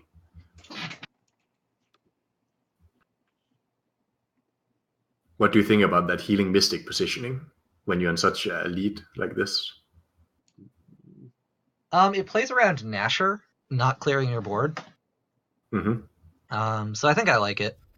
Yeah. You know, keeping the Flame Wreath. I think what I actually like, though, is I wanted Jay to attack the Azure Herald and have the Azure Herald be a 3/4, or have the Flame Wreath be a 3/4, because at this point you're just giving Mr. Mana the choice of what to do with the 1/2, and only if it's I guess he can use his BBS now. Yeah, he can use his BBS. He can always put it into a 3/4. He doesn't have to, like, Yo, CD! CD with the 2 months. CD. Thanks for subscribing, CD. Thanks for subscribing, Seeds. And now at least one person can rope along in real life. Yeah. No, it's weird to think that we've had an emote for a month now, actually. So long. What's he called?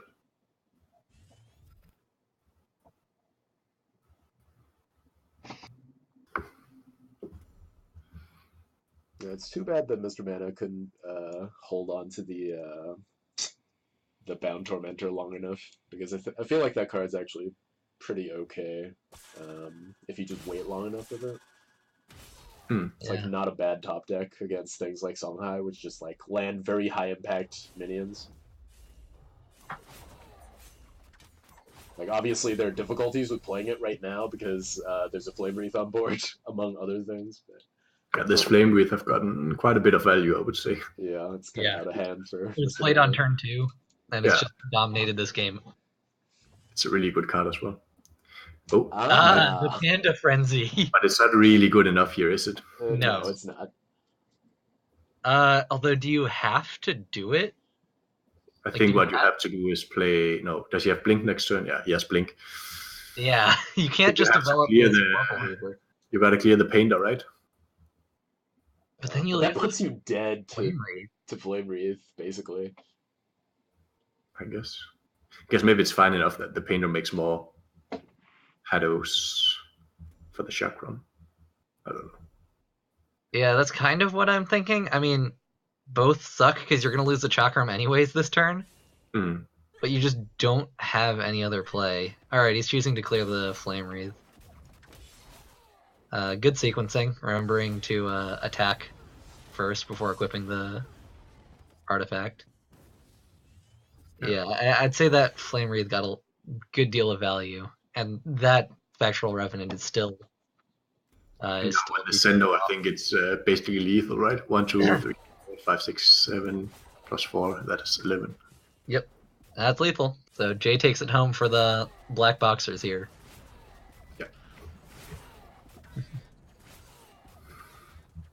Muhammad Ali style. Yeah. True Black Boxer. Although, nice job by Mr. Mana going 2-1 against like one of the stronger teams in this tournament with a general that people don't usually give much respect to. Yeah. So, props to them. Now it's time for some 3 moves ahead versus always replace last. Yep. This game, Sir Omega on the banner and Kiran Itachi. Itachi also on banner. Sorry for butchering that pronunciation completely. Yeah, usually I would just call them Kiran. Yeah. Kiran.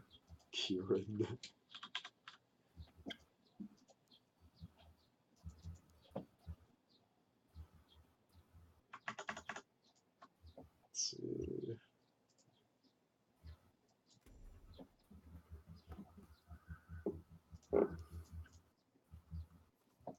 Reflection.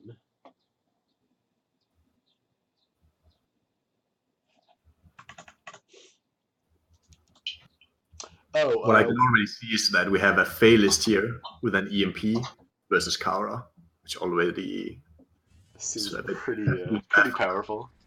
Yeah, exactly. When do we want to be doing the giveaways? Oh yeah, we can do a giveaway now. Giveaway hype in the chat. All right, so chat, in just a second, I'm going to tell you to start talking to get into the giveaway.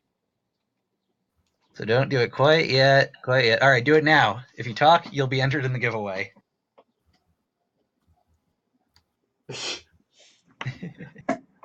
Can we enter as well? No, right? I mean, we can enter. Monk won last time, and I denied him the prize. Oh, shit. I also want to win and be denied a prize. All right, then you can enter if you want. YOLO. Gotta try. Right. Going for the big money. Mr. Richard Nixon saying rigged. All right. Well, I want to win some pixelated cuts. A couple more seconds and then I'll throw it in. This seems good. People are talking. There's a lot of people. All right. So I'm going to do it now. Yo, Peace Pappy. Peace, All right, Pappy. Pierce. You get it. Great. And I even have the stuff today, so I can just send that to you. You can also try to send it in general chat and then see if he's fast enough. Oh, shit. Who can get into Duelyst? All right. So yeah, Peace Pappy, I will get you that. Well, Congratulations to Peace Pappy for winning in-game virtual pixelated children's cards. Yep. Hope you enjoy. Children's pixelated card games. Yeah, and we've got 2 more core set orbs. This is for 2 core set orbs to give away right now, and then we've got a common key to give away at the end of the stream. Chat Hunger Games. Me too. Chat is Hungry Games. Alright. Let's see. Peace Pappy. Where are you at? There you are.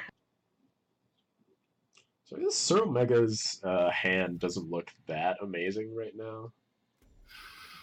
It looks very Vesperish, which is probably good if he's playing against an EMP style Fade deck. I will say it's not being shown here, but we had a rough time with a Vesper deck this week. This is true. Yeah, the cock really rocked their Vespers. Are we going to see that later? No, probably not. Maybe. Nah, those weren't the matches that we chose. We only show games where we win, so. No, that's true. Actually, I think we show one of each this week. So, not saying which. Generally, we show one of each. There was one week where we didn't show one of each because we really wanted to display. I really wanted to display a 40-minute long game, and chat wanted to see Penumbrex win. Yeah, I don't know if anybody in chat is really into the long-form duelist dialogue, you know? What we see here is the Ice Blade Dryad and the flying hedgehog, which is nice. It's not a hedgehog, though. The flying hedgehog. Yeah, seriously, this thing is supposed to be a beetle? So, how do you guys feel about Mana Death Grip in Vesper deck? Because it seems like they don't really have that much to like ramp into, but at the same time, you know, their big thing is about setting up a board faster than it can be dealt with, and then like popping off the plate. Yeah, exactly. The plate. I think the plate at 5 mana is enough argument that you need the Death Grip, kind of. You know, version. It's an interesting thought. Last week we already were the Duelist ASMR stream. All right, Monk with his crackers. Hey, hey, hey! Holy shit! Oh shit! Speak of the devil. Holy shit! Is that Monk? No. It sounds like Monk just arrived crawling out of a bag of crisps. You know, hello, boys. Wait, I heard it too, man. Holy shit! Monk business, boys. All right. We now return to Duelist. Nice shit, man. So, one thing that's like very important I've found in this Vesper versus traditional Fae matchup is that the Thunderhorn combo in this matchup specifically is just super important because Vesper spams the board. And so clearing their board, it's like almost similar to Hyperswarm, but you know, you don't have to watch out as much for Death Wish. You know, it's like a different kind of Hyperswarm. It buffs wide instead of like tall. This plate here is actually pretty good. Oh, okay, double plate. Yeah. That's pretty good. Mm-hmm.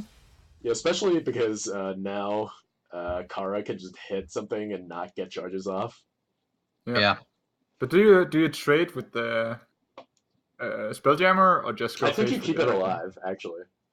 Yeah, so he should only move one forward, right? Well, And the nice the thing Ice is Blade that Dryad can fly.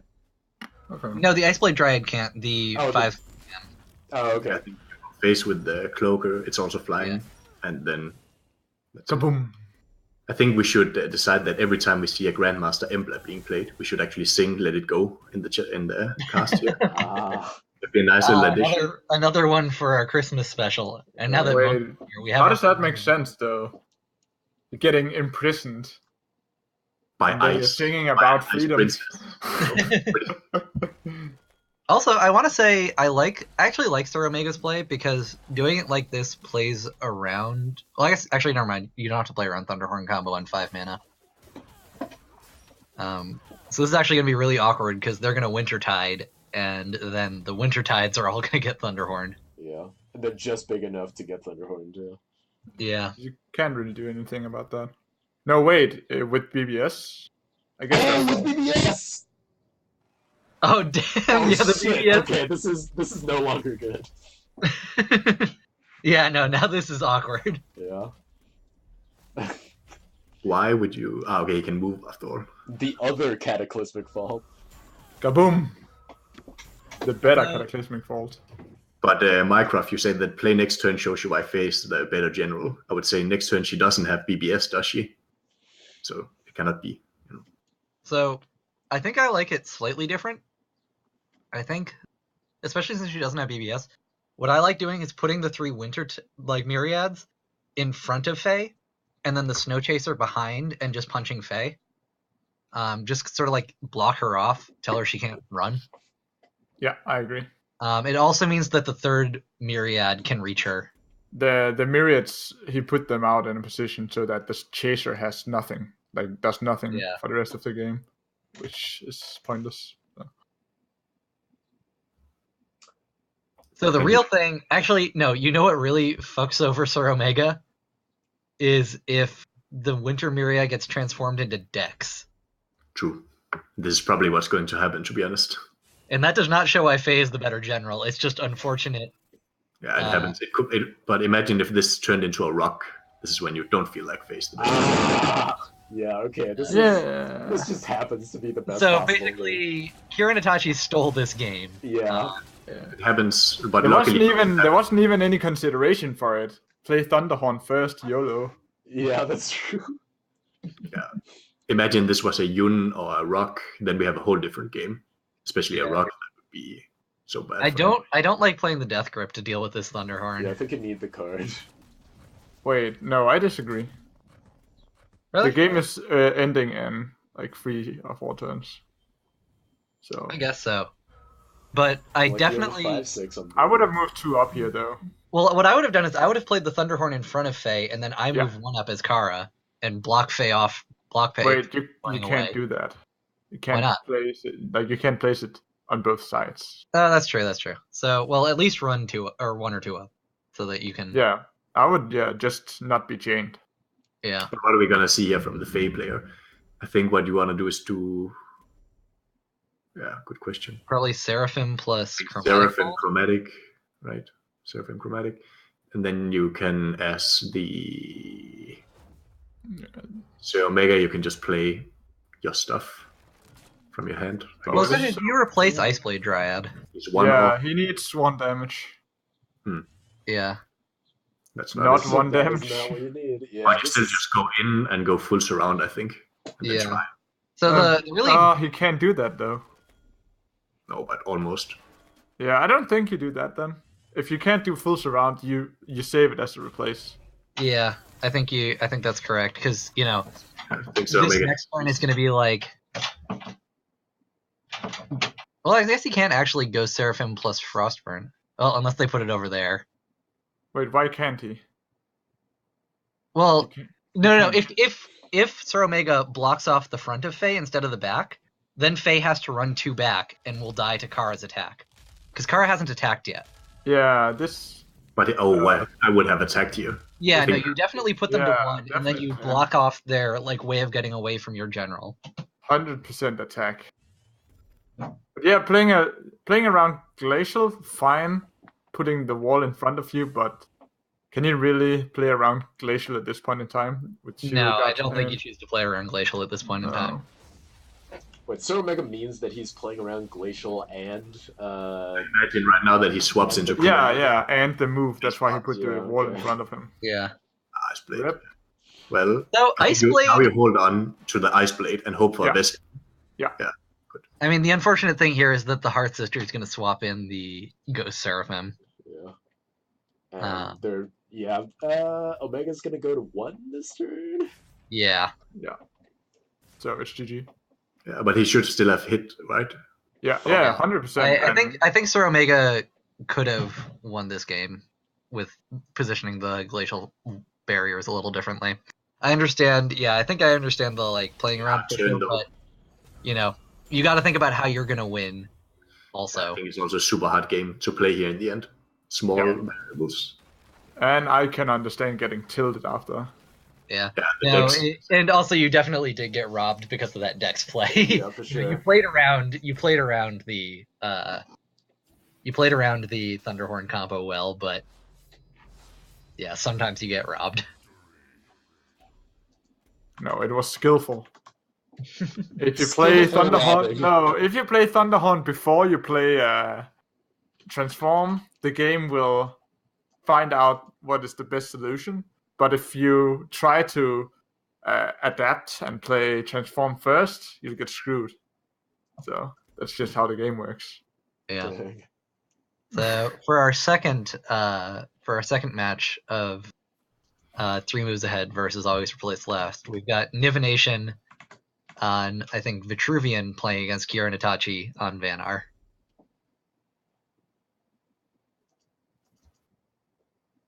Yo, TM25, were you here for the really lightning fast game? Because we've had one game that truly lived up to the name Lightning Fast. Yeah, how long? Tactical gameplay? 3 minutes max. Lightning fast tactical gameplay. Wow. Yeah. Did you see that game before? Well, you can't see this, but on Niv's side of the screen here, I was thinking about whether or not to keep 3 Fireblaze. Shit. That's probably a little more than you need, even though they are very good. No, the answer is keep them all. Not, you really want the malleability. You want to be able to develop your obelisks and remove their stuff. Yeah, TM, the Ragnar game. Exactly. The incredibly unfortunate interaction game.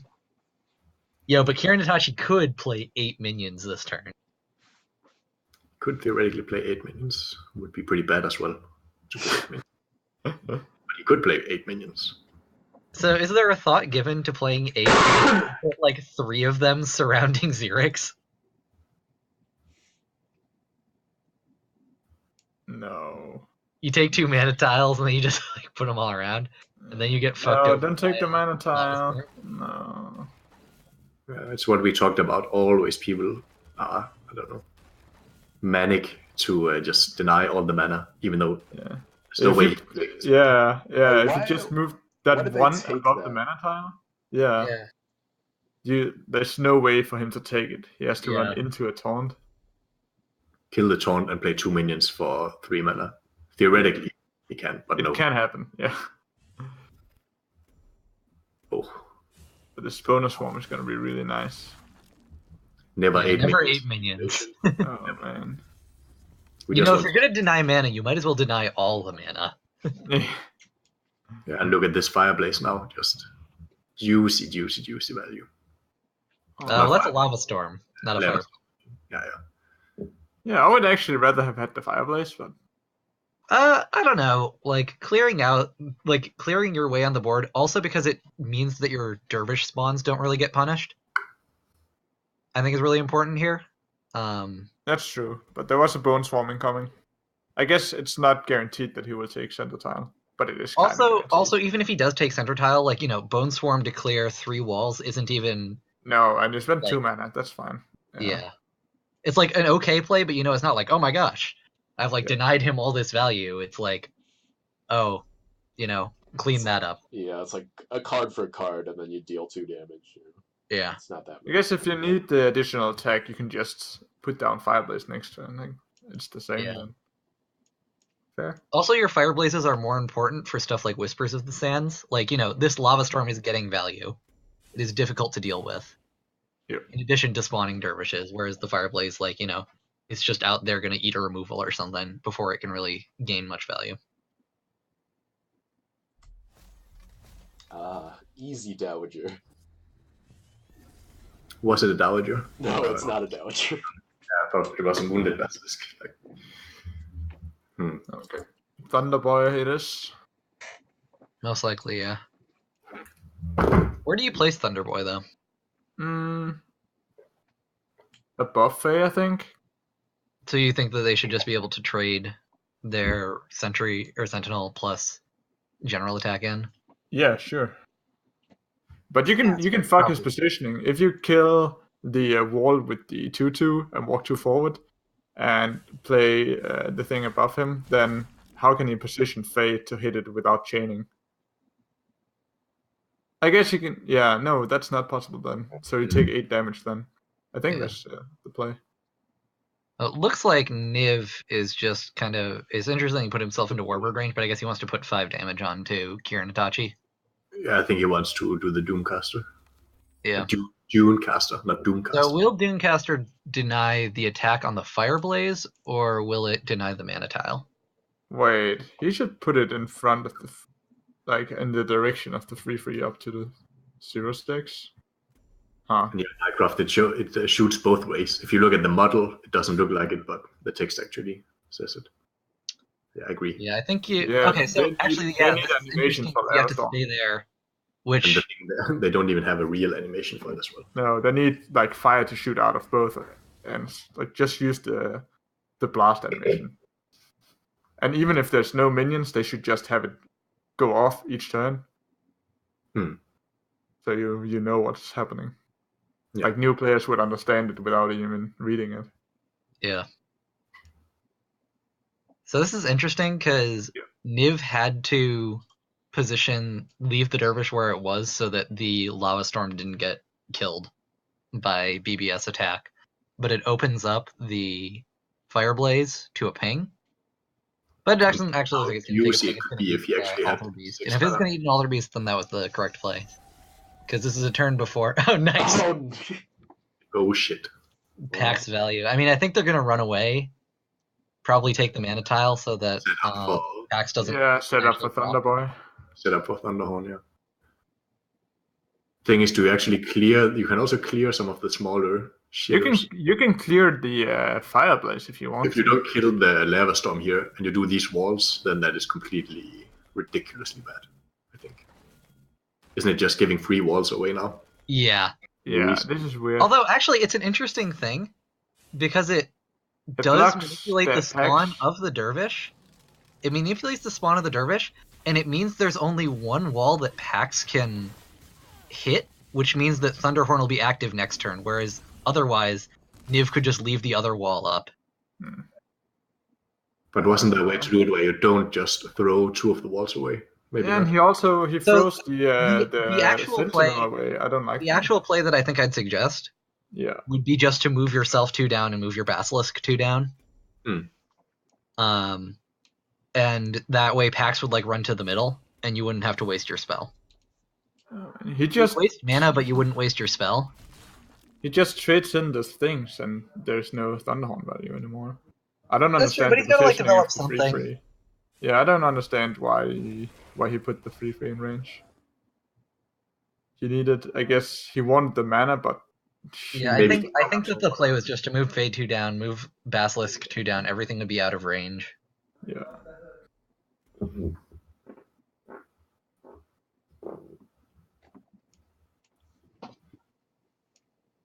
Should have miraged the Sentinel for spite though.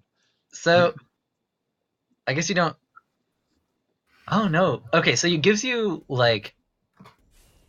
if it gives you a 25% chance to still be able to clear the Mirage, which is pretty funny. What? Nice playing around Thunderhorn combo by Niv there. But yeah, if you Miraged it and the 3 Mirages landed the 2 spots behind Faye and the 1 down and to the right, then you could still trade in your guy and you'd have 3/5/5s.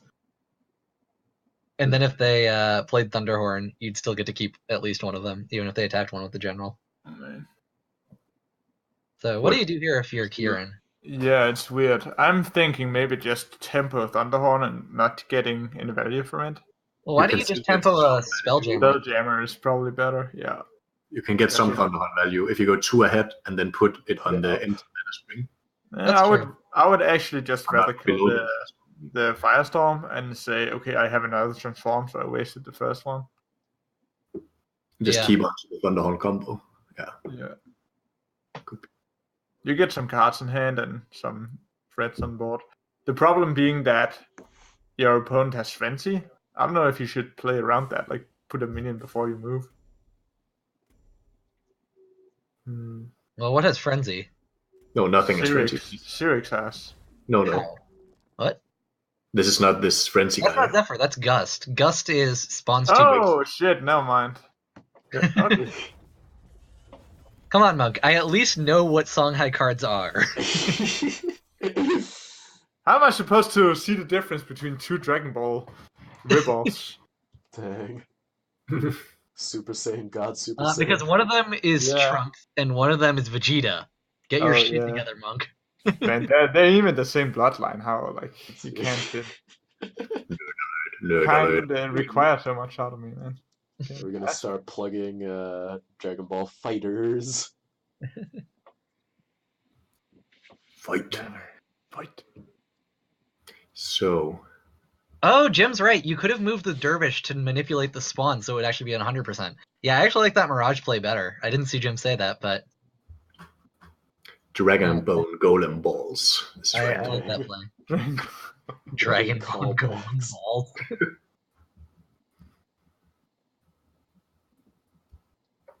Niv is really, really, really trying to play around Thunderhorn here. And for good reason. I mean, it's sitting in the hand. Since he used the aspect and kept the pack, so that it's so obvious that there is a Thunderhorn combo coming. Oh, instant replace Mirage. Wait. Yeah, thanks. So I don't like the instant replace Mirage because, Mirage is actually great. Why? Ghost Seraphim. You Mirage into Blood of Air, and then you're left with 3 8/9s. Micro misplay, taking 1 more damage than he had to, elimination. So if he loses on exact damage, that's the mistake. Can trace it down to this turn. Yeah.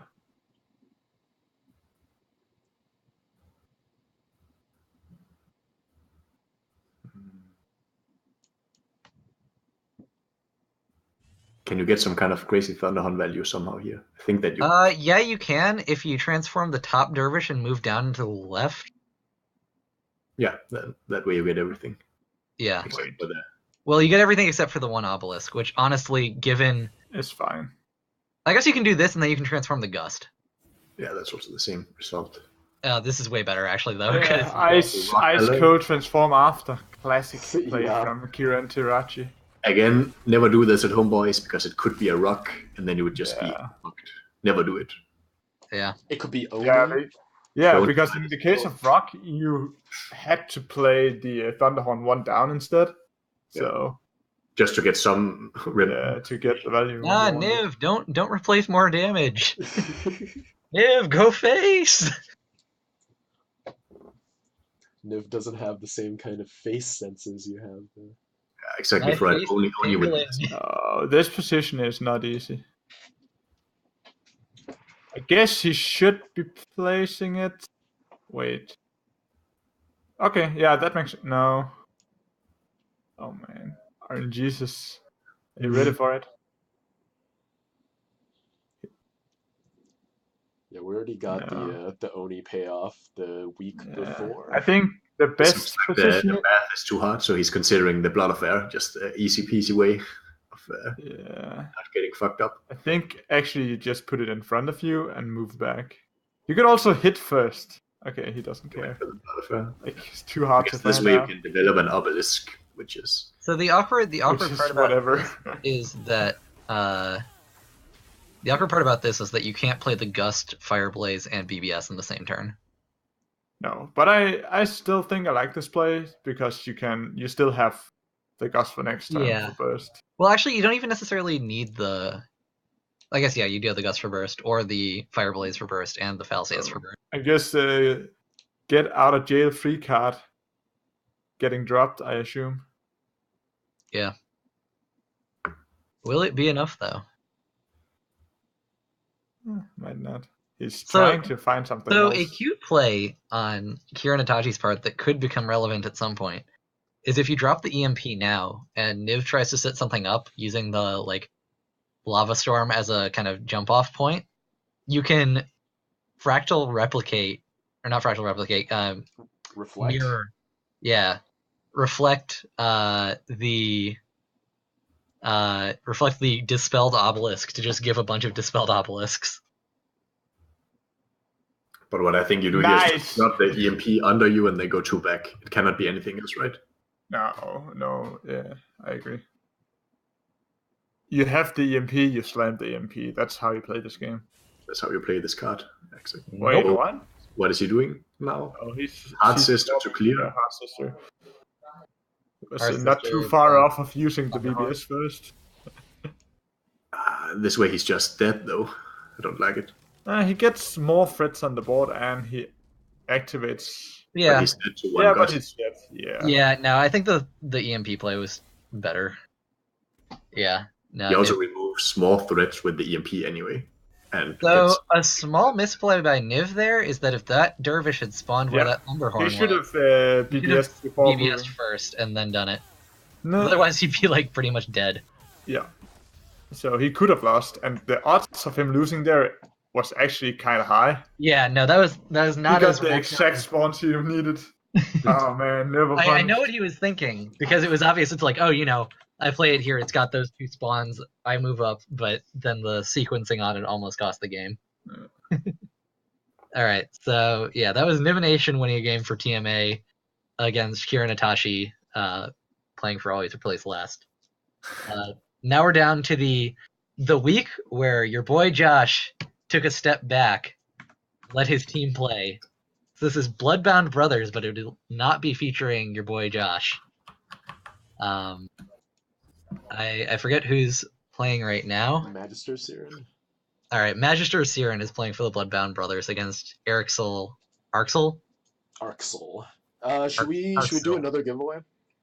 First, for reaching more than halfway point, maybe a giveaway. How many giveaways do we have? C is right, but it's all about the odds. So we have 2 more orb giveaways and then 1 giveaway at the end. After this game, I think we can do one because we did one right before this game too. Sure. Or right before the last game. Okay. All right. Well, this looks like Shadow Dancer. I like this list already. I think this is one of my favorite cards. You never see it so much. But you should have been Shadow Dancer instead of Grimes. I know, because Grimes trumps everything. Shadow Dancer is maybe a close second, but that's it. Sure.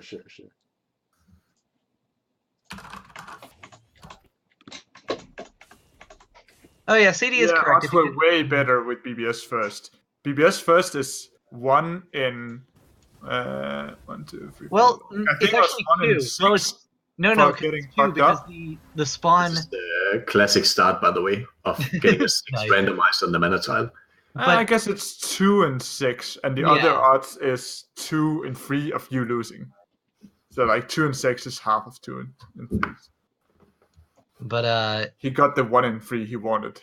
Yeah. Basically. But basically, the speed at which Niv played, either that was a Hail Mary or not realizing how dangerous the situation was. Yeah, but if you play fast enough, you win in duelyst. So. Lightning fast. Yeah, it's a part of the lightning fast game. As people who were there for my stream last night goes, where I was talking about, 10-second turns are bust. Anything more than 10 seconds, awful. Oh man, speed duelyst. I could just write a thing that makes it so that you concede the game every time you take more than 10 seconds to make your move. Your boy Josh, I'm glad you liked my stream last night. I was drinking, and no, I'd already been drinking. What was on the menu? In terms of what I was playing or drinking? Mainly the last play. What? Both. Which kind of alcoholic beverage did you? Wine. I had like Wine. 6 glasses of wine or something, Okay. I and guess. then decided to stream. In terms of what I was streaming, I was playing Zealbrome and then Ranged Titan. Oh shit. This then is Real Dex. GG. What the fuck?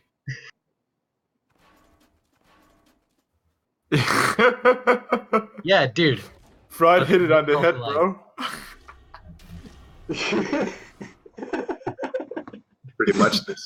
Dang. Oh man, drinking wine all alone. Rip. I also drink wine alone sometimes. Really? Yeah. What the fuck? Wine is good. Wine is a luxury. No, it actually no. It wasn't alone. I was drinking with my parents. Oh, fine then. This is Got good. him. Were your parents on stream? No, I was drinking with my parents and then decided to stream after. Is your mom Pandora? Is my mom Pandora? I don't think so. What? I mean, doesn't your mom create 3-3 wolves?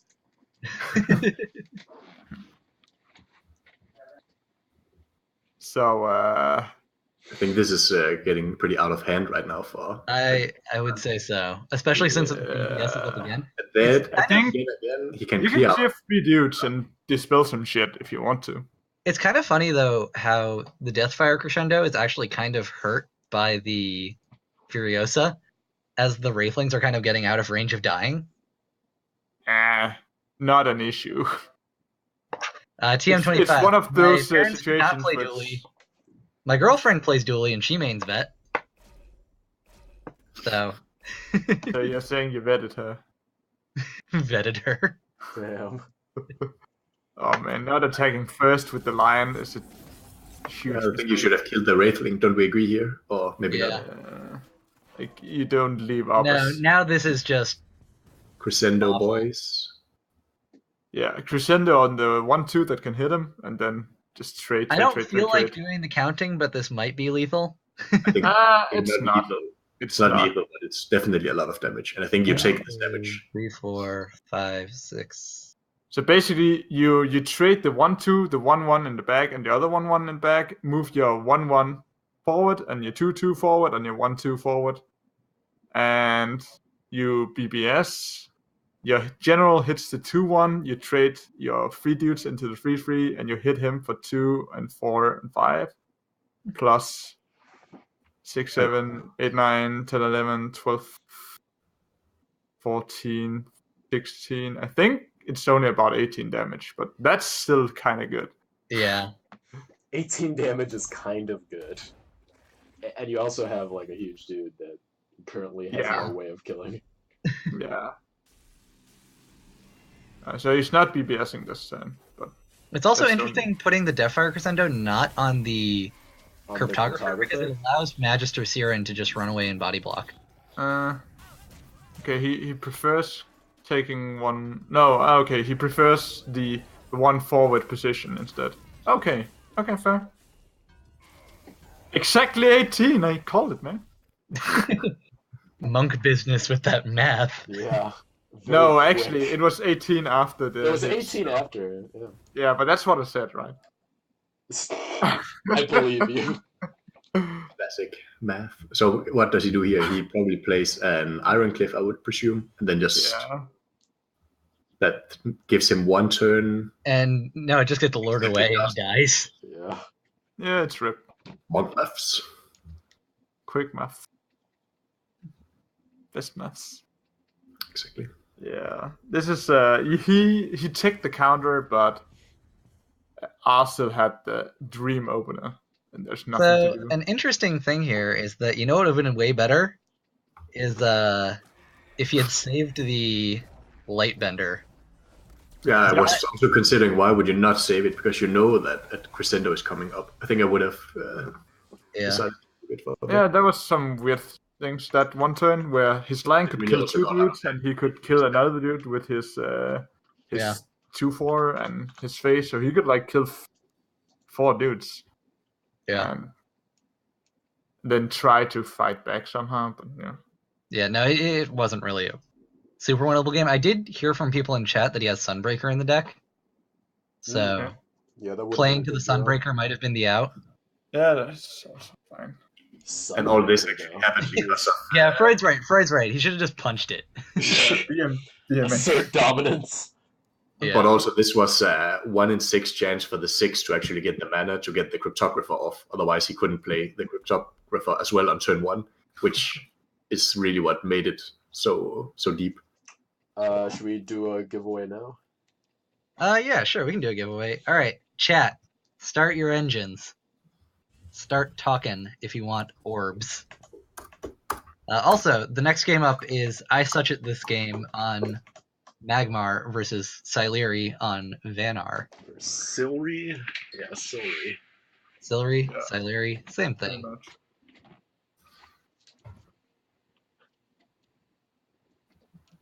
What I don't get is why Nightbot can't win its own giveaways. Give me a das. That would be give Mirdas. Keep me a das. All right. I'm I going to know. roll it right now. All right. Galaroo89, you and the orbs. Congratulations. Enjoy your digital pixelated children's card games, orbs.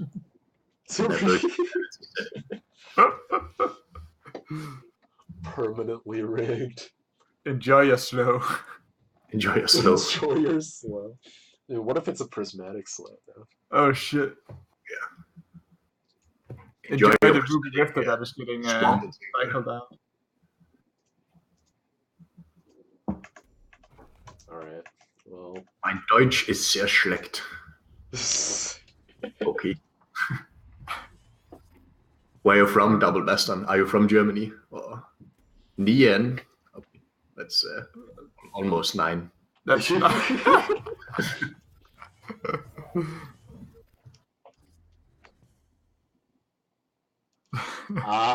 Freud with the next level strats. It's a code. We see through your petty tricks. I'm not going for the Rabbit Raptor here. Yeah, because he could have still cleared with the... Yeah, he could... No, yeah, he could still buff the dude. He could just have put down the Rabbit Raptor on the mana tile and then... Oh, yeah, even that. But now he just took the mana tile? Did he use Now the he just lose everything. So. Enjoy that. Okay. So there's DPS Lavalanche, or you can just... Okay, that's a weird position. Wait, are you at double speed? I'm Yeah, at this is pretty 1.5. good. Are we always that? Yeah, Really? yeah. Huh. So what do you think about... So, man, you really... I really don't like using that Fortitude on that, like, Metallurgist. Like, it dies to Warbird, and Yeah, you I just agree. lost the combo potential. You used 2 of your Yeah. Fortitudes. Your combo potential now is so low. Nothing makes sense. Snowpiercer. The positioning of the egg is also just weird. Yeah. He's such at this game, so No. was just too fast. I see you chat this game. I see you chat this game. Yes. I S you. Yeah, basically. Is you chat. No, they can't. Isu chat this game. ISO chat. Isu chat. Oh man, it should have been ISO instead. But right? ISO chat. Okay, so Egmorph the thing and ping, I guess. Wait, I mean, are you at this sure it's point, you're always so- 1.5 speed? Because this feels too fast. Well, the thing is, okay, so 1.5 speed usually helps when teams rope, but when teams don't, like, Yeah, when Take teams their know time. what they're doing, then... like, you know, like, look at Sileri's turn where, like, you know, we're skipping through most of the, like, thinking.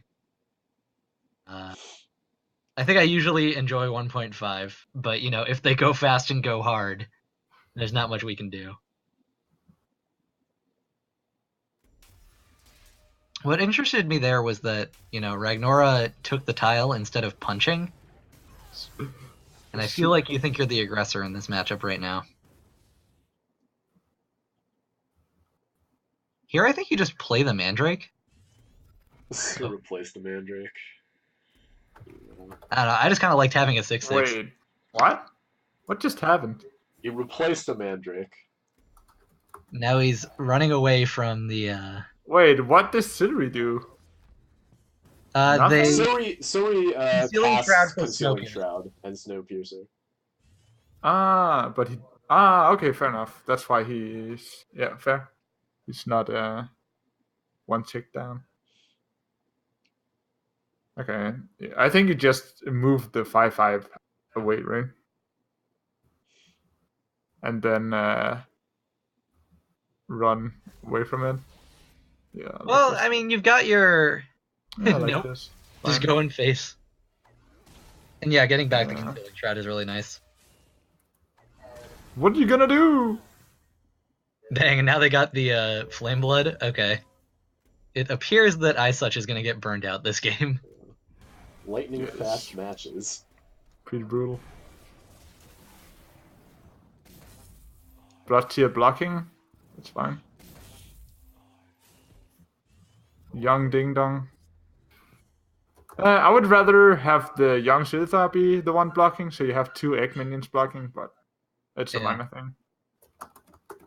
It's not a minor thing because it's what loses you the game, basically. Monk business on what is and what isn't a minor thing. I have heard that taking 5 damage and losing is not a minor thing.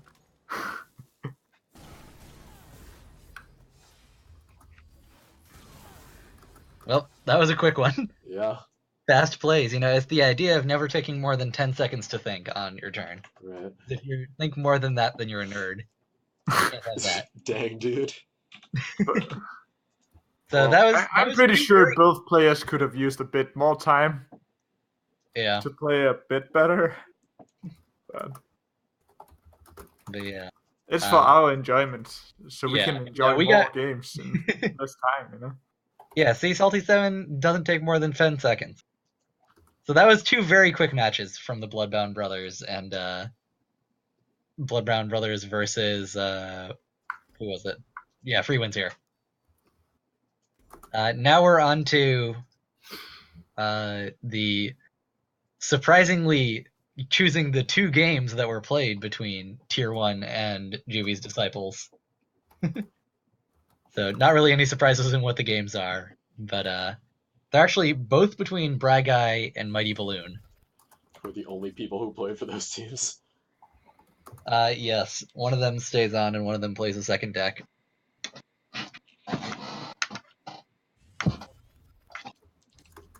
Okay.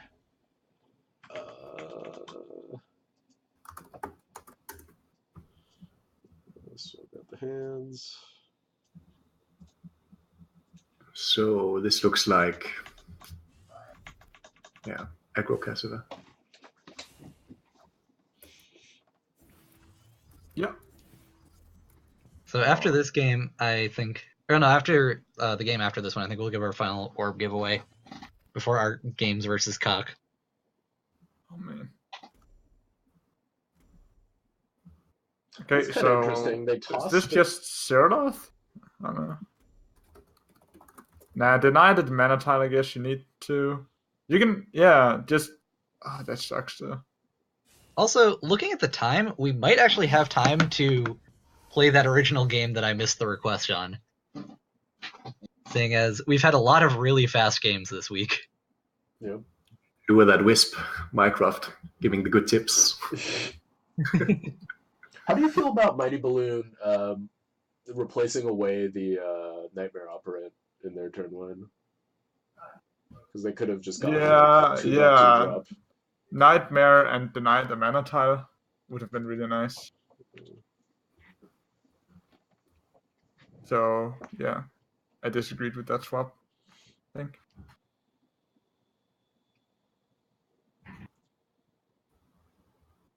I wonder what kind of ramp Braga is playing. Because we see the Seraphim, but I don't know if it's like combos or if it's just like going into Embla and Seraphim as big dudes. We mostly see the low end here. Okay, Yeah, I mean, I guess we... The low end is what Braga wants to see at this point, with like a couple of payoff cards. But Yeah, for sure. guess it's kind of important that Guy replaced away their only removal. Or, like, the only thing that can really deal with anything. Yeah. Also, dang, we got such a multilingual chat going on. Yeah, this is true. Some duelyst. This is what we want. duelyst. duelyst. There's also some Spanish in there with Dole, Bastion, and Freud. Oh man, reading the Zerodoth like a madman.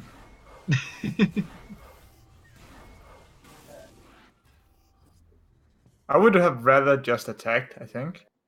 And, nah, whatever. I don't know. I think I would have rather just attacked.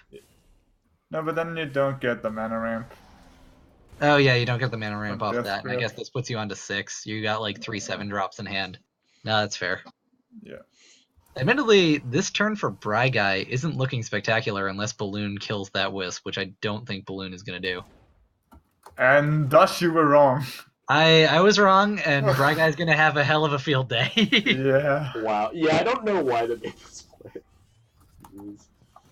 Maybe they were roping or something. Yeah, And but like putting Vanar on 7. putting with Vanar a- onto But 7. why is the default roping action to give your opponent more mana? That's Well, I think that the default roping action is just whatever is best for your opponent happens, because that's the magic of the rope. As a master of the rope, I bow down Yeah, to I mean- your knowledge, your wisdom. Yeah, Dalbaz is real into rope play. Today we learned. Yeah, dude. So what do you choose to play here if you're Guy? Seraphim and damage face. Probably. I think you EMP play a doesn't have defensive that Seraphim. much impact. Yeah. Yeah, you're actually way too low in card advantage for Guy. That's the problem with ramp, I guess. If you get too much, you're just running dry. EMP doesn't have much impact right now, and the other one would just get punished and follow up with a Thunderhorn or something. So Yeah. How do you feel about the replace on Guy's part? He had Seraphim, EMP. and I think it's fine. Maybe you should have replaced EMP. Like, what are you afraid of? Well, I mean, my question is, do you replace anything? Because you know that, like, that's true. Alpha has these like removal spells, like Lure, like Punish, and you need to just drop threat after threat after threat, or else your mana is just going to waste. Yeah. Okay. I hope it's a Thunderhorn now and not. Wait, what? Not another Zeraloth. Oh, no, mind, he's in 5 mana. My bad. Okay, that's fine. I guess you swap the transform then. Ice Cold, drop EMP, and then drop EMP, and then hope you win eventually. Yo, Betrayal is so good here, though. Yeah. Let's see if Guy plays around it unintentionally. Or intentionally, I guess. Too many Pokemon in chat. Yeah. Are you talking about the German people? No. No, Talking about the TM and Joel TMs. Bastion are talking about The Filipino. TM chat.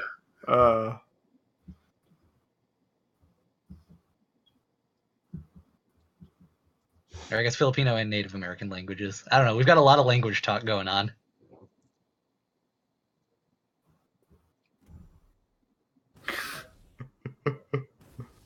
Yeah. He plays around the Betrayal, it seems. Yeah. Or he just wants to separate because of Thunderhorn or whatever. That's fine. I don't know. It's weird to see him like backing up when he needs to kind of be like, taking. I mean, I guess this, like, if Mighty Balloon has removal, it's really nice that he actually drew the Hearth Sister. Guy's been drawing very well this game. Yeah. Because now you can just like zoom it back in and like play another one if you want. Punch him in the face for 9, have 2 9/9s. Zooming is pretty strong. Yeah, it's just another one. Have 2 9s and go ham. Live the dream. Because now Balloon is running out of removal at this point, and they're just trying to clean this game out. I assume Betrayal is gonna happen. CD with the Soon. Chinese. The thing is, I don't think that Betrayal is going to be played this game. I think that Bragai seems to be playing around it. Nah, maybe it gets harder and harder to play around as you get into It's a true, corner. but I think this game can be over in a couple turns. Yeah, you're right about that. But he wants to defend his face. And then he needs to swap it in above him, run 2 back, and play specifically below the EMP, the other EMP. Yeah, that's fine. I don't think he's consciously playing around Betrayal, but he might. Let's see. Like if he plays both of them out of his range, he might still do that. Why is he moving though? Oh yeah, it's his minions. Fine. Yeah. That's fair. And then if he moves 2 back, okay, fair enough. Yeah, now he's... Yeah. Oh god, in another Hearth Sister, that's going to be the game, I think. Well, No, he can clear. He can clear and heal, so... Well, can he clear both of them, though? Oh. He can clear one. One of them. One doesn't kill him if he gets 5 healing. It's true. Ooh, but the counter EMP. Don't know what the counter EMP really No, is. the thing about EMP is it doesn't really give a shit. It doesn't give a shit about EMP.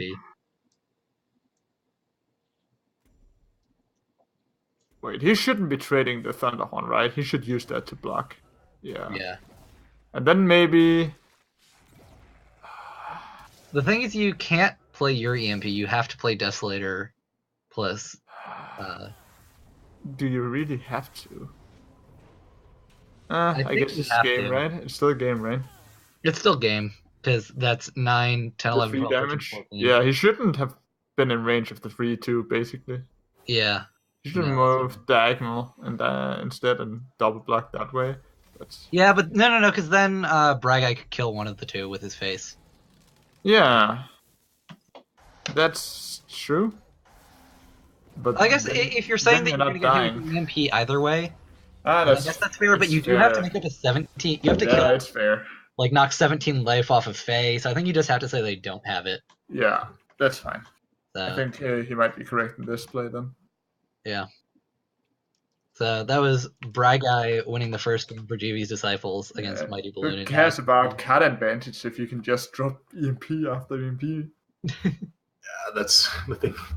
EMP is so good right now, I feel. Yeah, basically EMP had nothing to dispel that turn and still won the game, right? Yeah. Just because I mean, sometimes you just play Dragonbone Golems and they play Dragonbone Golems and you play Dragonbone Golems. And your Dragonbone was summoned first, so you hit the face first. Yep. But EMP is just 1 mana cheaper than Dragonbone and has a crazy ass effect. No, it's the same mana. No, is it? But the stats are almost the same. So he's saying the stats are 1 less. I think I'd rather silence the whole field. Oh, the stats are not in Yeah, no, Henry, you said the mana cost was 1 less. Yeah, that was wrong. Yeah. I got corrected. I got schooled, boys. Dragonbone Golem confirmed meta. Let's go. So this is a matchup that I've played quite a lot, and it kind of comes down to a lot of the time how well Balloon is able to sequence his threats in response to Bragai's removal. Because you're trying to make Vanar use its removal inefficiently. Like, you want to make them aspect your Dial Toss instead of chromatic holding it. People are just spiky bro. But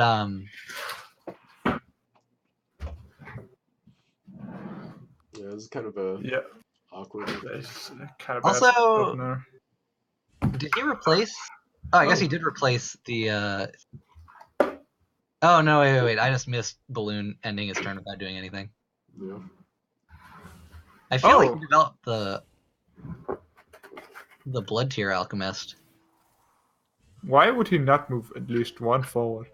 What? Oh, he was frozen. It was chromatic. Oh, no mind. I guess sleeping on he the job. replaced the Blood Tier instead of choosing to play it. Sleeping on the job. Like, I don't know how I feel about holding on to that Sunbloom. The only thing that Sunbloom's been good against that you've seen is Crystal Wisp, and I think he would have played Crystal Wisp turn 1 over Freezing Your Face. I think you should have placed the Elsa's 1 down or 1 up, right? Because in this it's usually not gonna matter, but there is this way there's more positions that are getting blocked. No, then Braga can just move the opposite direction. I guess it's whatever. It's not a huge deal anymore. Yeah, it doesn't really matter. I think that this might also still be correct. Okay. Braga has nothing. No, he can. I guess he can play Owl Guy and Elk Guy, I guess, and use BBS. BBS. Yeah. That's true. That's not a bad play. It overdraws, I guess. Yeah, you'll overdraw if you do that. I'm not sure. You can also just make it defensive Elk instead. You could even Chromatic Cold Death Grip punch the Duelyst and clear it. That's also possible, yeah. You're left with no board, but, you know. You go up to 5 mana, you'll have 6 next turn. But, not a problem. You're just getting Ironcliff. Yeah. That's not defensive Elk. That's in range Elk. It's, I guess, defensive enough. Balloon doesn't have a punish because they don't have a 2-drop. Yeah. Now the Duelyst is like kind of stranded. So. But I kind of leave it there, close to the mana tile. Wait. Why? He replaced Divine Bond with the Ultis and on board and Clef incoming. I think that what Balloon is thinking is that this game isn't going to last long enough, or is going to last long enough that the Divine Bond won't be relevant right now, that Bragite's playing enough removal that he'll probably be able to like aspect the first couple threats. Yeah, I guess so. Like, aspect / Chromatic Cold is basically what he's conceding by replacing that Divine Bond. Which, looking at Bragite's hand, seems to be correct, Wait, don't waste your BBS. Just use it. I don't care on what. Use it on the Ultis before moving if you want to send the tile. Yeah, no, that is correct. Yep. But now I think you do with the double aspect, right? It might have been a roping thing too. Once again, that turn seemed to take a long time to think about. Yeah, you can argue that it's a decision to have it open for next turn. If you want center tile and you might want to buff the 3/10. Oh shit, Alsuin is actually great. But Aquin is really good in Fae when you get it for free. I mean, so what I think the really punishing thing is going to be here is actually the Alucin getting back a 3rd Altered Beast. Yeah, for sure. Yeah. Here, do you BBS or do you Death Grip? I like Death Gripping actually. You see 2 less cards if you BBS. I guess.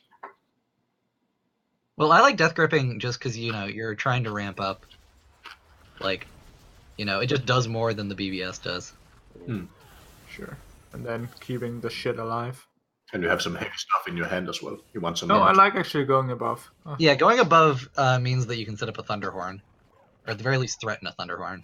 Holy cow, that moved fast. Yeah, that boar on speed. Is it boar or burr? Wait. Oh, the Ultis, I guess. That's pretty nice. Now here comes the buff. So, actually saving the buff was correct. Or actually, no, this is respecting the Thunderhorn. There's no real way to get the burr all the way over to the general. This is a very heavy lie in our list, but I mean, I guess it's a keeper list, so. Yeah, keepering back Seer is pretty good. That's definitely not over because the Slayer now might come back. That being said, Bragite so far hasn't really gone down on cards, and that's one of the things you do need to do. You need to use it. He will overdraw so much, no matter what he does, almost. Yeah, he wanted to ramp a bit, but he didn't get the ramp. That's just what happens, I guess. Yeah, but at the same time, how Arjun wins this match is by running Fae out of removal and out of cards. Yeah.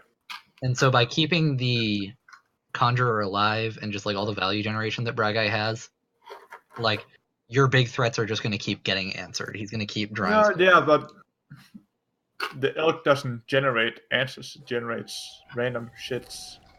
Well, unless it generates multiple Allison lore masters. Oh man, never mind. I'm wrong. I'm sorry, guys. The commentator's curse. Yeah.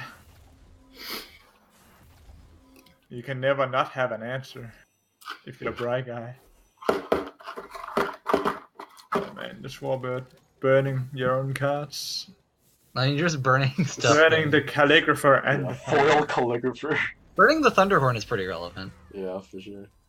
Especially with ways to get back multiple aspect of Shimsar. Yeah. Okay, is it Brosier? Let's go. Man, it's just so painful for Mighty Balloon that they don't have a low drop to Holy Immolate. Keeper of the Donger. Let's go. Bring it back to Burr. The Burr. Yeah, Aspect deals double duty against Keepers. Feel the burn. Great. All those EMPs everywhere. So what? We transform a dude? And get an Elkin again?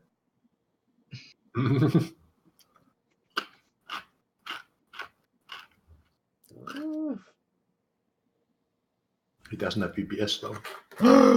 This is good. That's really strong.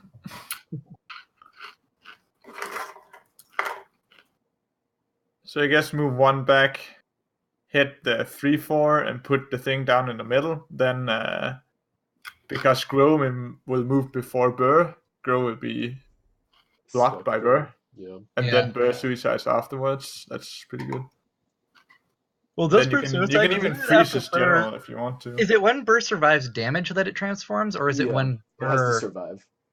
Okay, so then it will not necessarily die, even? Oh, it'll get transformed by the boner. Okay. Yeah. Or you could just clear them like this. I guess I like this better with that ability on Burr then. I guess I don't like doesn't trading really need there. more damage off of the... That's fine. Doesn't really need more damage off of the... No, and Or move not the more damage, more- move the 1/2 away so that the Burr will hit the 3/2 instead, right? Sight. Not necessarily. Lionel Yeah, doesn't deal well with big minions, and that 1/2 isn't doing much. You're right. What Mighty Balloon could really use right now is an Aegis Barrier. Because all these aspects are just keep. Yeah. Aegis Barrier or like Mage Sworn, something to protect their big dudes. But it's just not coming, and these Altered Beasts, Braga has more. I think Altered Beast has been cast like 4 or 5 times and stifled a Keeper. Why would you play Ironcliff with an Aegis if your opponent already played 3 beast things? Oh wait. Well, because one of them has been off of Allison.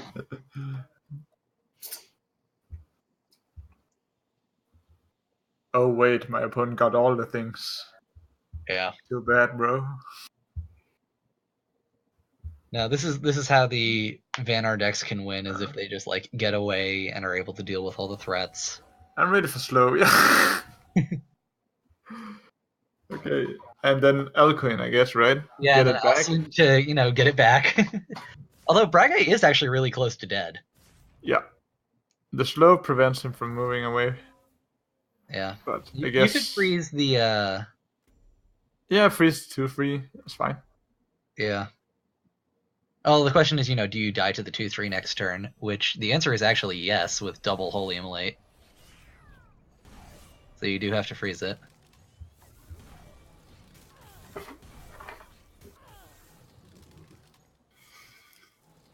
Oh man, it's so painful for Balloon that they... So I don't think you actually replace Sunbloom here. Because you could... Yeah, you can dispel it. Sunbloom your own dude. You could dispel it to get the 2 more damage in. I guess you can't use your double Holy Immolate, though. Yeah. Like, I mean, do you do this and then you just pray for a second Tempest? I mean, you have 2 creatures. Although, actually, no, the Azure Herald is what's gonna clean it up. I think he just throws down some more threats. Yeah, I think you put down more threats, too. Keep them away. Don't put it there. Don't put it in range of that Allison. Yeah. Rip. The Allison. What? Oh, that's pretty good too. Yeah. The EMPs here are actually really awkward because that Bone Reaper is really what's keeping Guy alive. Not really anymore, though. I mean, yeah, I guess so. I guess Guy just sort of went on the swap. I guess in a way, because you can move two, like you can move two right and two left, and then you have the perfect protect with Bone Reaver. Yeah. And with swap things, you can also do some tricks. You can swap it in below him and move the Bone Reaper down, so you BBS and also Bone Reaper damage and kill one. Maybe the Lion, because that's the biggest threat. Yeah. Yeah, I guess you do that. Actually, you trade Alcuin, and then you kill the Lion and heal yourself and run out of range, and then you're not at risk at all. Put it on the other side. Please put it in. Yeah, I like this. Wait. What? Just so that they can kill the lion. Oh, so No, that but he had Origins BBS though. There's no reason to do this. Oh, You yeah. could. Just Oh comment. yeah, that's true. That's That's true. true. Yeah. Should have put it in there. So slight misplay on Guy's part. Yeah. Basically 2 damage less on Argent. So. Yeah. But yeah, I like the rest of that play. Yeah.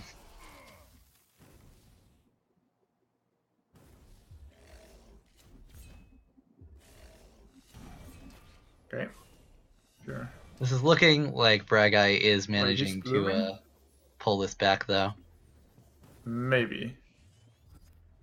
I Oh, don't yeah, know. Guy I think that fair. Luminous Charge is like, Yeah, this Probably unbeatable here. You can also just drop EMP, Classic.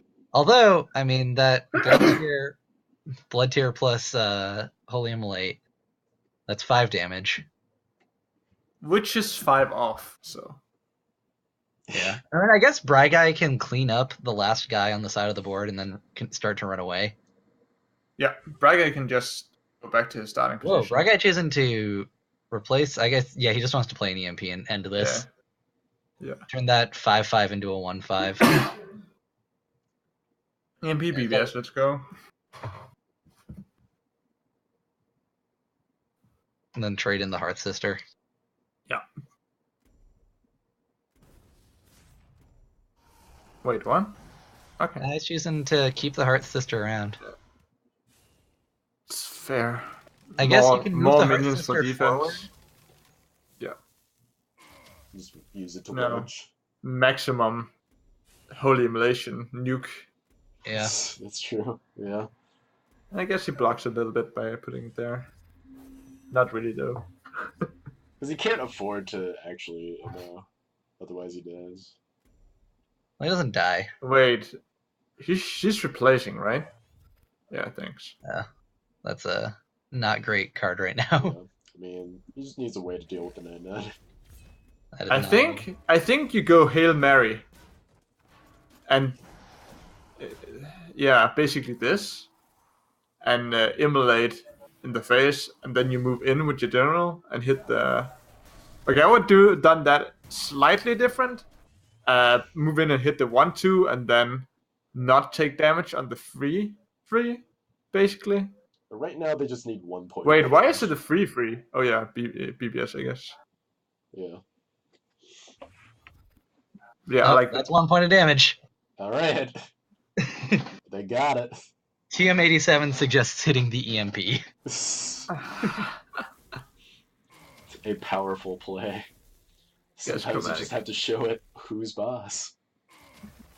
Yeah, I really like the balloons play though. But Yeah, I actually really like this game. This game had a lot of nice play to it. Good job to both players. You just like those back and forth mid-range games. I love those back and forth mid-range games, man. Was a good one. So I think we're gonna do our last orb giveaway now. So start typing in chat if you want those orbs or if you want to deny other people those orbs. I want to win again so I can get denied like before. Have you already been denied? No, Okay. Henry hasn't. But I Only want to Monk go has. on What track. about Monk? Monk was denied. Denied. Henry wants to be denied, though. Wants to take his place amongst his teammates. I see.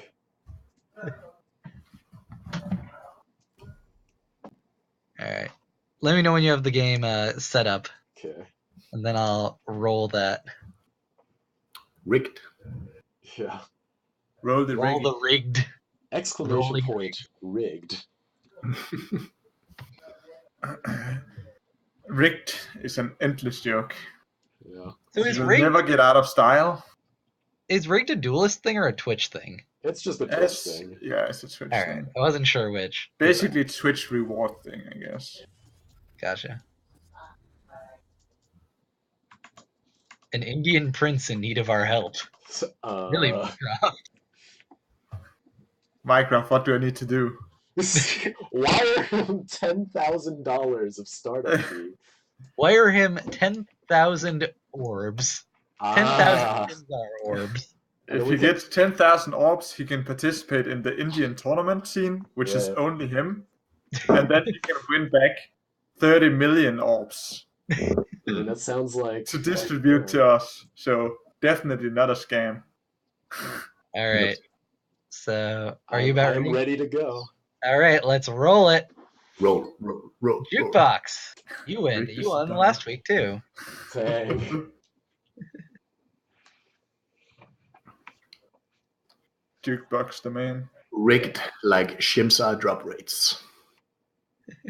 Damn.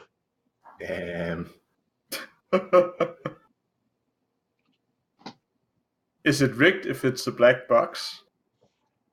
That's a question. You don't know what's inside a black box. But it might be rigged. Yo, this is fucking Death Knell?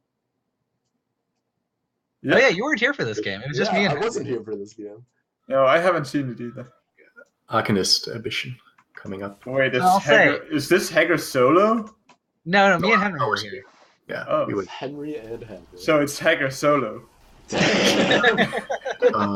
He's your teammate, my guy. So, I'll say from this opening, me and Henry were just talking about how we thought it was Swarm Lilith. Yeah, So you're going for double clear? Yeah, we go for double clear. Okay. I think that's fine.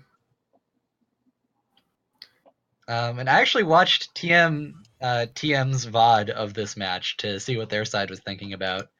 And it's really funny because they're talking about how like awful this opener is for Arcanist Lilith, but what's actually great about it for them is the fact that I don't know it's Arcanist Lilith.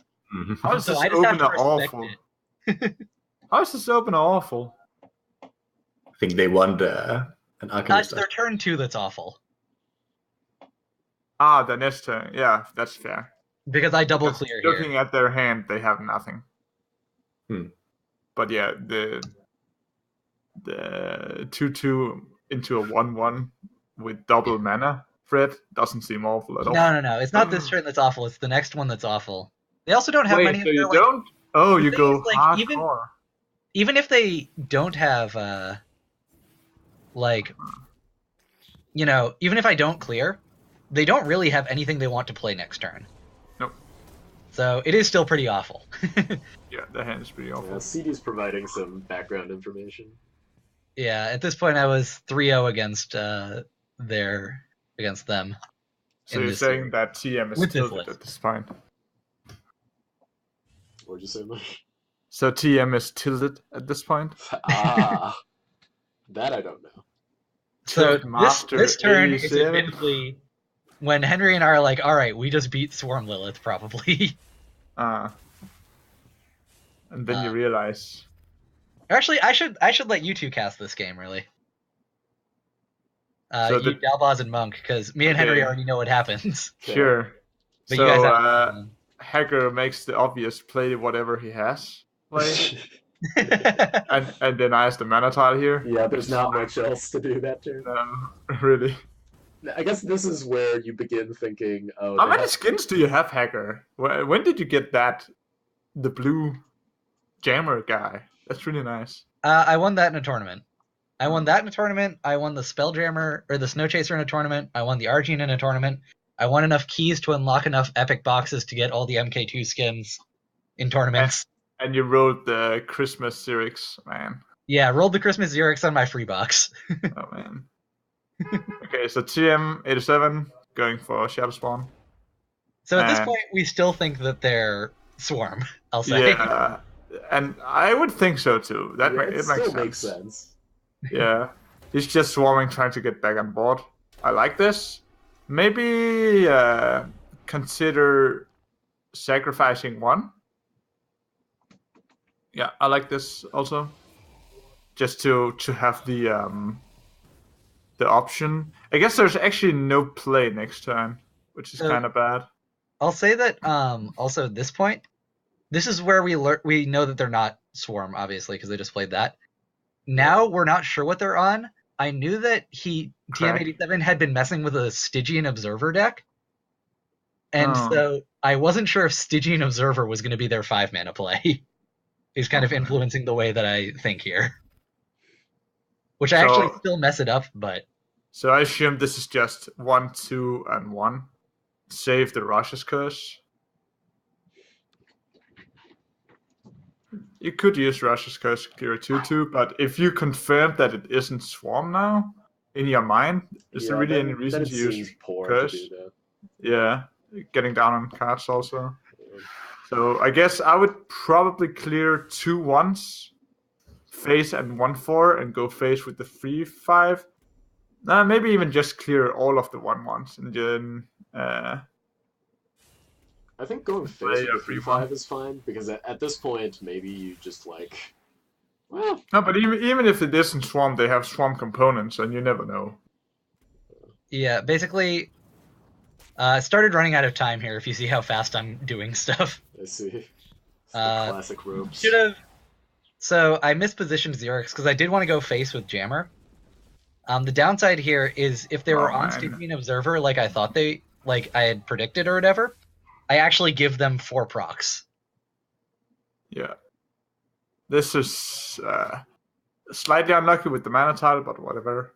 Yeah. I think TM should go for replacing the healer, because they can actually have double sacrifice if they play Dispel without an effect, which is a bit unlucky, but whatever. And then you can sacrifice and play your flying dude. So I think they should replace the healing dude to try and find a better Arcanist here. And obviously, maybe I actually like replacing this instead, because you're obviously Swarm. Yeah, that's a better Arcanist. So basically, just play Owl, sack a 1/1, or the 2/2, and then play Wings. Yeah. I like sacking the 2/2 instead, because that one's out of range anyways. No, actually, yeah. Maybe I wanted the 1/1 to hit the 2/1 instead, but it's almost the same. It just means that you aren't getting draws. I think actually saving that on board might have been correct from TM, but yeah, pretty good play from TM. So now, I guess... Now TM's Falcius, let's go. Now we know what they're playing. Yeah. Right. And you can get rid of most of it. You can, if you hadn't gotten the mana tile last turn, you could have easily gotten rid of both, but I guess unlucky spawn. Although, I could have BBS before playing the Blood Tier. Yeah, you could have. Yeah, that's true. You could play. I could have also done it before I moved the Celebrant, so that was partially my fault in terms of definitely not minimizing the risk. But I think, transform here, especially with double, is correct, and I think you might just want to go face with it, but I'm not completely sold on that. No, I think you have to start going face, because they're going to start stabilizing soon. Yeah, and you have Falcius and Rushes, so you have damage. I feel like what TM87 wants you to do is just to focus on clearing so that they can crawl back into the game, Minecraft, I can't remember the names of all of these flying dudes and sand dudes, man. Vitruvian. Flame dude. Or same. One dude, thin guy, sand guy, Yeah, basically. dragon guy. If you're the guy, man, I can be the dude guy. Yeah, Monk, would you rather be dude guy or guy man?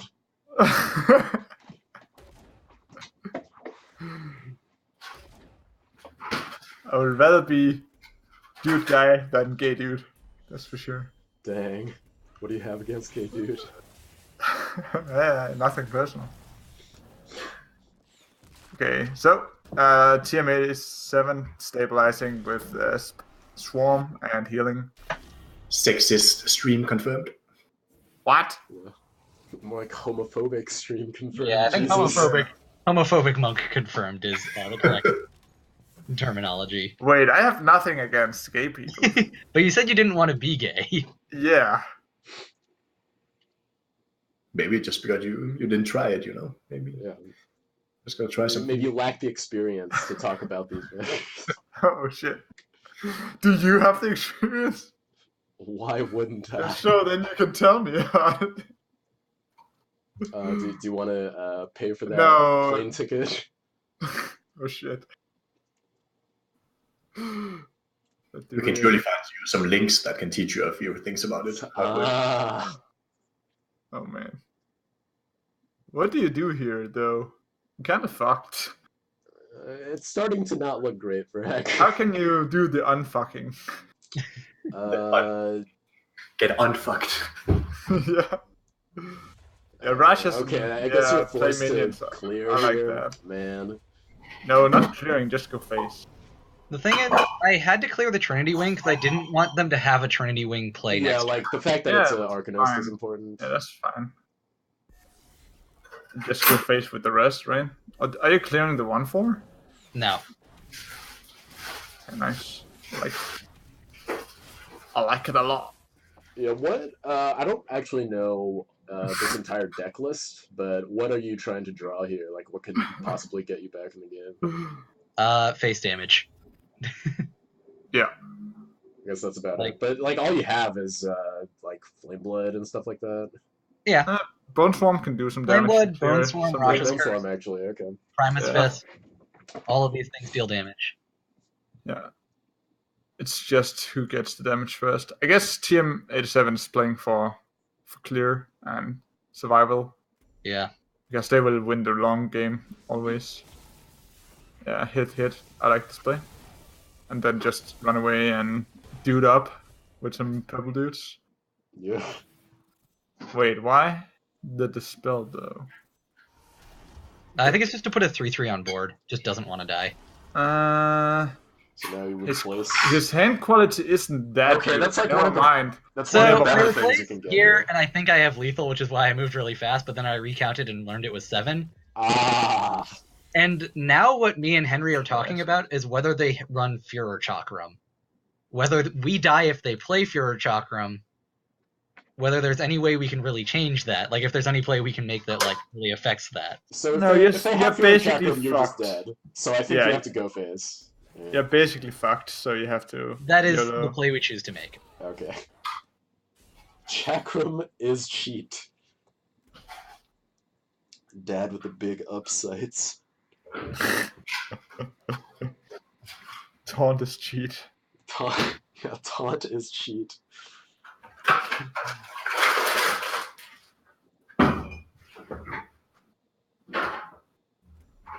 So, I actually like not moving it, but whatever. And then Flame Blood, I guess. Flame Blood blocking if you get a spawn. I choose not to play Flame Blood here. That's fair. I don't want him like to know that I have doing the it. 3 damage out of Yeah, him. And that's it's not fair. gonna live. It's not gonna like block something significant. Oh, you're right. You're completely right. Go face, boys. So at this point, it's still possible to win. Yeah, I mean, just replace into another flame, another warlock. So. So, Elkman coming down.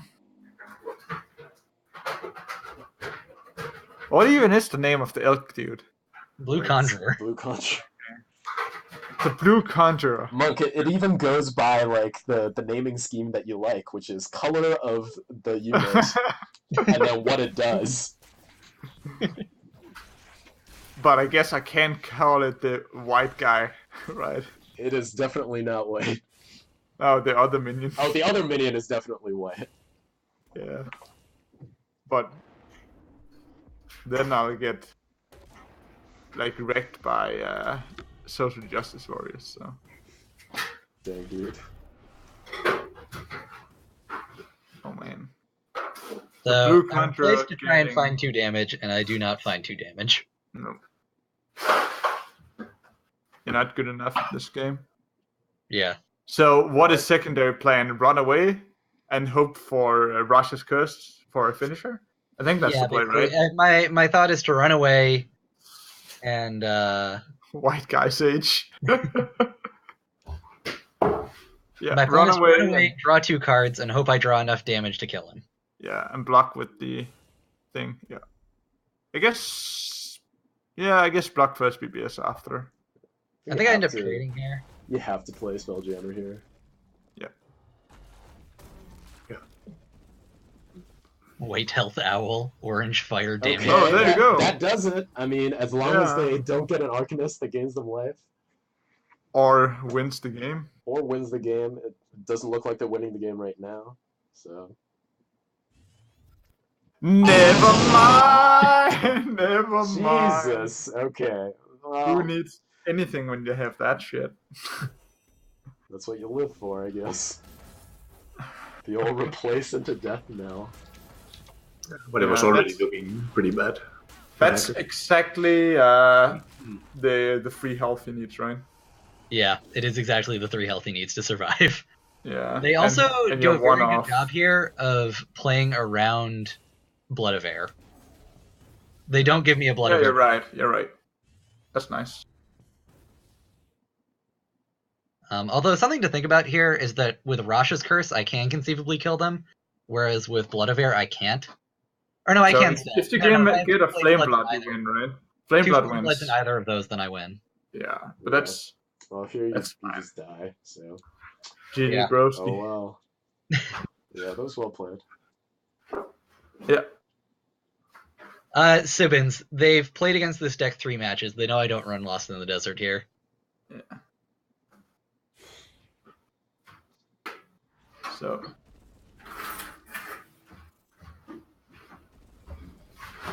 So Cyrix will have to jingle his spells elsewhere.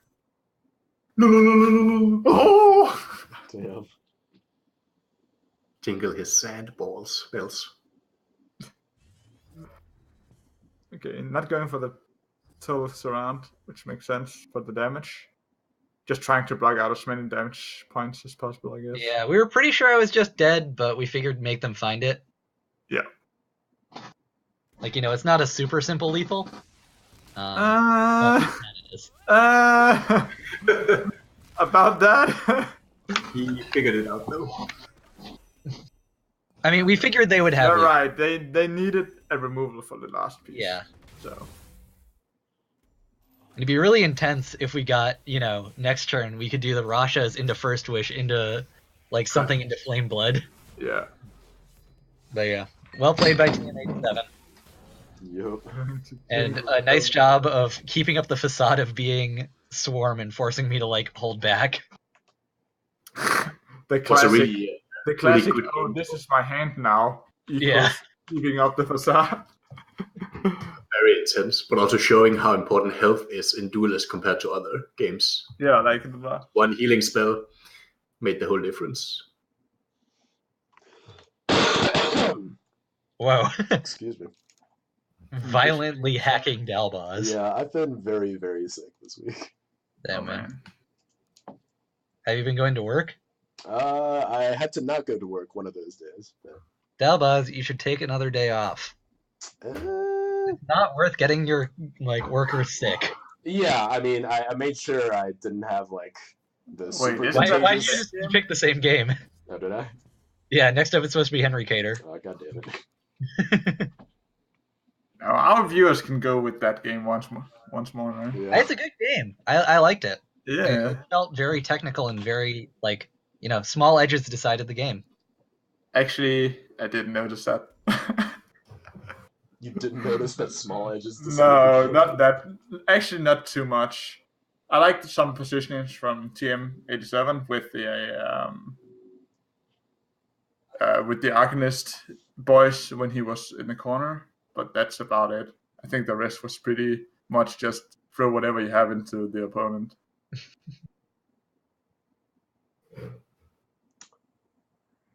Okay. Yep. Well, I mean, basically, if TM87 had taken one more point of damage in that entire game, then he would have been dead. You're So, right. like, that's what I'm saying, where it's like a small thing. It's not even something that you, like, pick up looking at it, No, you're right. Because if you'd ever, like, attacked a 2-2 instead of a 1-2 or something, then the game would have been different. Okay.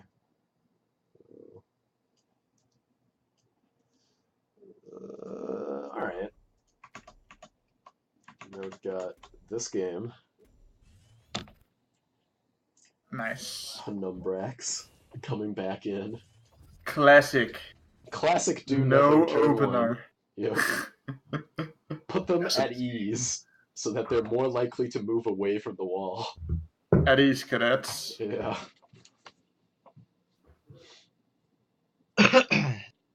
Okay, interesting. So what is the play from TM? I guess start with the Swarm. The Swarm jinx. It won't work once more. Yeah, That's I watched true. this. Mycroft is actually correct. In the last game, if I had used that blood tier to go face instead of hit a 1-1, then I could have won the game. Yeah, you can say that, but you don't know what the 1-1 prevented. That's true. Yeah, okay, so this is a pretty punishing opener kind of towards a 0-2 drop. Just taking Central Tile. Yeah, Central Tile right away. Yeah. Are you going Penumbrax, or I guess you are? Yeah. Right, you have no other play. Here was that, okay, if I pay the Architect, I overdraw, and Penumbrax just, yeah. And, like, all the 6 drops in our hand are super relevant at actually winning the game. Yeah, we have to keep them. Especially the Painters in this matchup, it's just incredibly good because you remove stuff for the Death Canal pool, plus it doesn't matter how much buff the minions are from an Owl Beast. So Eternity Painter just you're right. deletes this deck. So that's why we kept both of them. That's interesting. Penumbrax positioning is kind of... It's hard though, because it takes not to easy. build. So we are I deciding. was thinking maybe move towards a mana tile and put it diagonally behind you. I think we decide on putting it behind, kind of, so that we can jux it later out. That was the argument. So we can jux something big away. Yeah, sure. So it's like a pillar. Yeah, and to protect it, since this was also the only drop that we had. And here it is, Sir Omega, the Penumbrax. And I can tell you, I saw the stream from TM87, and they said a couple of times that it was super garbage Penumbrax doing the stream. Admittedly, in this game, it doesn't actually do that much. I mean, it gets to hit a couple of times. Yeah, it gets to hit a couple times. It remains a threat on the board. It's a free drop, just remember that. It's a 3-drop, this is the point. Yeah. And it has a lot of stats. So whatever it does, like, it doesn't need to do that much to be impactful. No. So is this just a dragon swap, right? Yeah, it's not, I think. Really? Because we looked at it and we thought, what would that actually accomplish? We cannot clear the elk anyway. And we know that it's Arcanist now, so we're not so afraid of the small minions. So we wanted to rather set up for a double swap with the dragon, with the swap plus blink. That was so you're playing a defensive? Another thing that we were talking about also was the fact that the swap might be way more relevant with the Painter. Interesting playing RX here. Exactly, because the TM87 definitely knows that Painter is in this list. We played this list a couple of weeks in a row, and the only way that he can lose is with a Painter. But with a Jux Painter later in the game, then I mean we can basically force him make up for lost time. Yeah, and the thing about Rescue RX is that it really kind of nullifies a lot of the early game advantage that TM87 is going to get. because like putting 4 damage into our face with Conjurer next turn, we're gonna heal back 5. So Omega Penumbrax is, in my opinion, really good on ladder right now against anything except for Magma. I think the thing is it really counters EMP, and EMP is really strong, and most people run it. That's why it's in this deck together with EMP as well. It's the idea with the building Songhai that you can play EMP without butt fucking yourself, because EMP is too good. Buildings just allow you to play EMP without losing value, like backstabbing with Penumbrax, then EMP after, and you have a board that, yeah, feel free. Enjoy it. I think it's super funny, at least. It's something else to play. Build high is... Okay, so what will TM do here? There's an owl play where you just throw down owl and BBS. You can even use your illusionist and use BBS while putting down a tile also to get a shit ton of minions. I think that might be correct. Yeah, there are several plays, but using the... But yeah, so far you've thrown down some buildings and you have basically done nothing, right? Exactly. But It's we are maintaining it, and we know that you need to gain back tempo somehow pretty soon before it goes too crazy. Yeah. So I guess the and he gets a Sparrowhawk here, which is really good for him. not even hitting, doesn't care. The Penumbrax is here, and it doesn't do much, but it's here. It's 5 damage, right? So you can swap it in and backstab. No, it's exactly not enough. Yeah, we cannot kill some of the big ones. Basically, what we decide is that the only way we're going to make this a relevant play is by waiting for the painter swap. We're so far behind. Okay, so you're just running away from everything. Yeah, we also position it so that he can't kill either of our buildings, which is like a kind of relevant thing. So wait, are you just blinking it down behind the healer? Yeah. Clearing out some 1/1s. Are you need just to run away though, right? Because you don't want to tank 8 damage. Nah. So we want to hide behind our 0/10s. It's kind of sad that you cannot move 1 down and kill the 1/1. Yes, but we can't because the rescue RX is there. So there's a consideration, I think, for using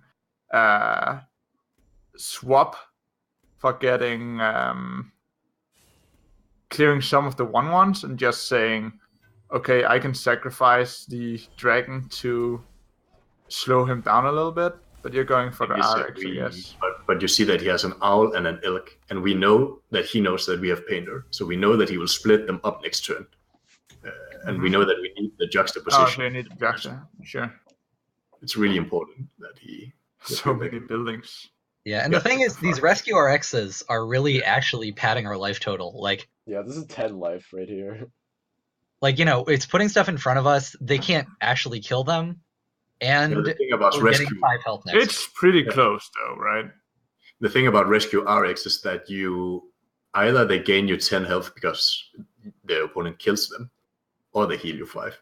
And in terms of killing the rescue RXs, it's actually not that close because they can't throw multiple guys into it because even the 1/1s don't die to it. That was also right.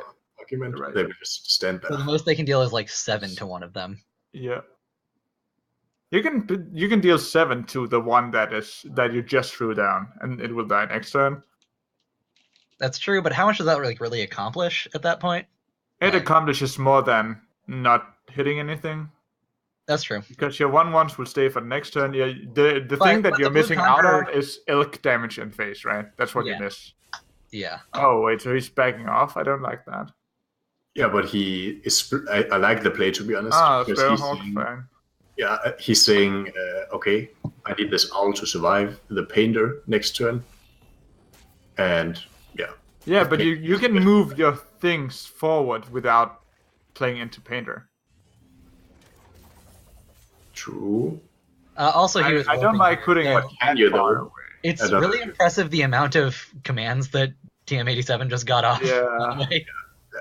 Because that was all during a rope. I think the entire Incredible. part was Even played. hitting the building, even though it will build instantly. So. Okay. So this is just painter turn, right? Yeah. Like move down. Although there's It was not so easy to make this painter play, to be honest. We had to think, how do we position? Yeah, we of also wanted course. Penumbrax to be in. So we want you swap the the 1/1 with the 4, like the 1/1 behind Lilith. You swap it with the 4/10. Nope. You hit the 1/1 below him and put it right there. You'll see the play that we make. I'm really happy with the play that we decided. Yeah, because we thought about it quite a bit. Yeah. Sparrowhawk misplay. Yeah, I might actually agree that you could just save it for next turn. Well, no, the positioning. Throw in the positioning on the Sparrowhawk. Yeah, that's. It should be like 1 back. Not that big a deal. I guess a pretty big deal. It's a 3/6. Yeah. But look what we do now. I think it was quite perfect, because what we thought is that we also want the Penumbrax to get transformed. You know what I mean? Yeah, of course. You want to backstab something. Yeah. Oh, so you swap there. That's fine. Yeah. So we swap the owl, even though we don't kill the owl, we still get the Penumbrax into a building again. And you could have get everything. Wait, wasn't there a play where you could get? I guess you can move the 1/1s. Okay, fair. This was quite good. From here on out, we have actually stabilized the game. Put it into. So what you're saying is, I guess your buildings healed you, but Penumbrax didn't really do that much. So Omega, it's the same as last week, and if the last week has timekeepers inside it, I don't remember, then remove the timekeepers and put in Thunderhorns, because the timekeepers are not so good in this deck. No, not it. Yeah. Lackluster, we found out. Thunderhorn is just much better. The only place I've really found Timekeeper to be good is with Gigaloth, honestly. It's just good because it's with, a 5/5. It's good with the Ironcliff simulator. But yeah, but that's that so deck is just not that good. No. Yeah, Gigaloth isn't so slow though, and Gigaloth gives you a 5/5. Yeah. Yeah, basically you need something that can convert the thing. So Abyssian, they have the gate thing. It's really good also because it's Death Watch, so you get something from the Timekeeper. So basically every building that can somehow manipulate the power of the Timekeeper into something else or something bigger is where you want it to be. And that's why you don't need it in this, because your Penumbrax and your healers don't really use the 2/2 body for anything. So a really nice thing about what TM87 does here. That's nice. Yeah. Yeah, it doesn't dispel his own guys. It's a little bit of luck on the 3/3, but he makes it so we can't backstab anything using the pandas. Yeah. And the Penumbrax cannot backstab this turn, no matter how you do it. You can. No. We can if we use like Flame Wreath this turn, but you can use your. I guess you need double blink. Yeah, that's. If you If you Flame Wreath also, if you can make Zendo like. Oh, you can't actually do that. But I was wondering what would happen if like they attack into backstabbing Penumbrax if the Penumbrax dies or if it turns into a building. But I think what we do here is we say, okay, we just throw the down Zendo, right? We want to do Zendo this turn. So you can trade your Penumbrax into a 3/3 and say, okay, this might be okay. Nah, we're greedier than that. You do never ever sacrifice a Penumbrax in vain for just a normal trade. You never do that. It has the only way to play Penumbrax is to make it live the entire game. Otherwise, you didn't do it right. Unless you're against Magmar, in which case. Well, so you're Zendoing to get him out of his little hole? Question mark. And just but then we realize we can't really get him out of his little hole. Yeah. And I think the positioning. If you move, I think if you moved one back or one down and used the. No, you can't. Okay, never mind. Yeah. Whatever. Because you wanted damage from the RX. It's fine. But again, we made it so that he can't like attack the Penumbrax. So even though it's not in a form, it has to be. He needs to commit something like a 1-mana spell that cycles. But and he has to deal with the Zendo. I mean, it's better than saying he can just punch it, though. Yeah, of course. Playing around what he has on the board. So, I'll be Sage coming down, Illusionist. Maybe TM goes for... It's still at 21, so it's quite healthy. I guess you need to Ritual Banish, right? So you can consider whether or not to use Albeast Sage or use your illusionist, and I think one illusionist is better to bait out some removal. So illusionist, ritual banishing, BBS. That's I think that's the exact turn that he makes. That's 7 mana, right? So about positioning, you should probably position illusionist safe with all of your panda boys, and then in the corner. Is that correct? It probably is. Yeah, it probably is. So you can control exactly what spawns you get. I like that.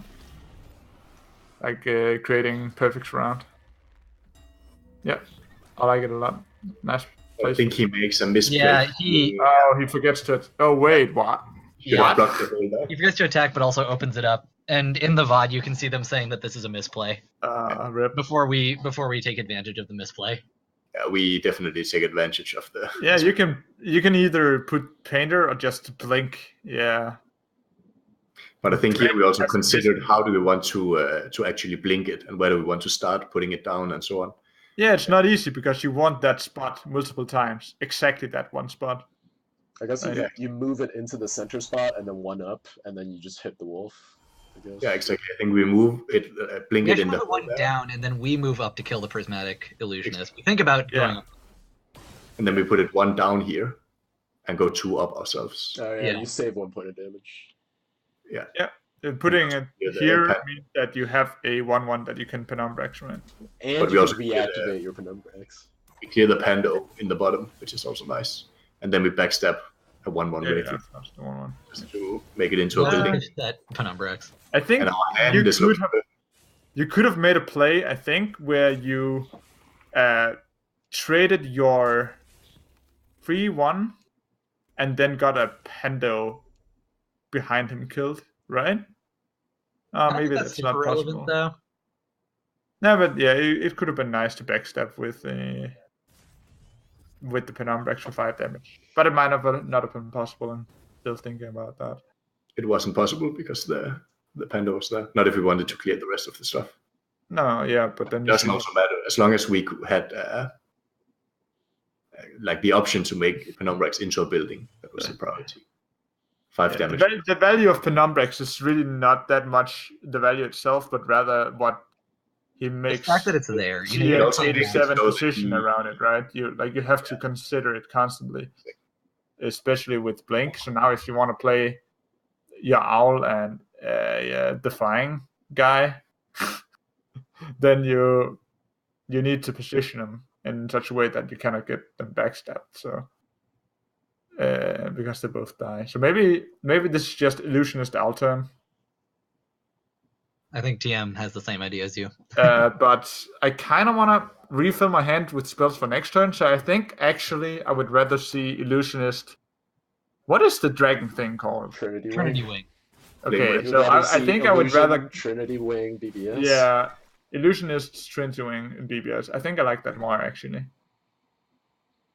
Because now this way you get 2 additional health, which doesn't really matter that much, and your hand is getting very like if this gets cleared, you have no way to activate the Trinity Wing.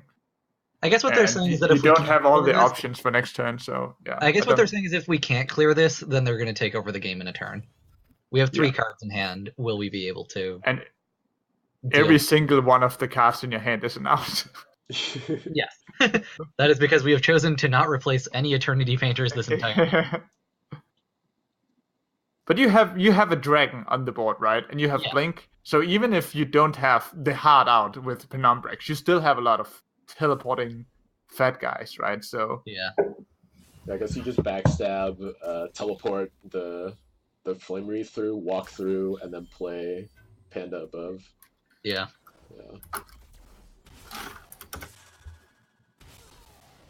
Yeah, that's brutal. What? I guess so. Where was Penumbra X when we started? 1 down, right? Yeah. Yeah, so I guess so it still wasn't and backstab. Yeah, we had to walk it up and backstab so that it would be able to blink the Flame Wreath across. Yeah, right. I assume you attack with Flame Wreath also because he's so low. Okay, Nope. never mind. We figured that like as long as we can keep Flame Wreath alive too, like Yeah, this is the Trinity Wing problem because now you have no options, no plays at all. I think that might have been a misplay. Because even the impact of 2 additional health on 2 of your guys wasn't that big anyways to begin with.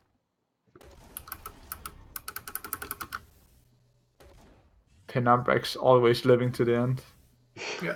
Penumbrax even gets the very final word, which is quite satisfying. Okay. So you hit here. And then Move the Flame Wreath in to clear the panda. Move one forward and blink. Yeah, Penumbrax. Yeah, sure. It's exactly lethal. Yeah, So you're really thinking about it here, how to make to Penumbrax make get that the win. picture perfect finish. Exactly. Spoilers. Is it spoilers if you have lethal on your turn? And we say, okay, there is spoilers. There is a kill here. He will win. all right. So yeah, that was our 2 games against TM, which I really thought were I don't know. I think TM played really nicely actually. I like this play a lot. Except for the last one, I didn't like that, but that's a call. That's fine. So I actually wanna stream that one game we missed earlier, the request that I missed. Who is it? Then we'll do the common keys giveaway. So this one is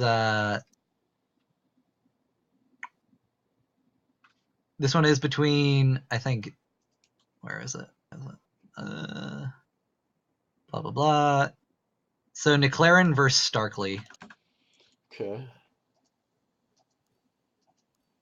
And I'll find what they are on. We should actually start noting whether or not the people requesting the games are always the ones winning, because if that's the case, we might have to reconsider. No, so what I do is I take people can request up to 2 games. If the enemy team requests a game, then I will take 1 from each request. Yeah, if the I know, enemy team but doesn't request, then that's on them, and I will show the 2 games you wanted. That's on them. I mean, if they want to see like their cool games, they should request them. Sure. I'd rather have 2 cool games than get like, just like something lame that happens. Like, I don't really care who's winning them. No, I know.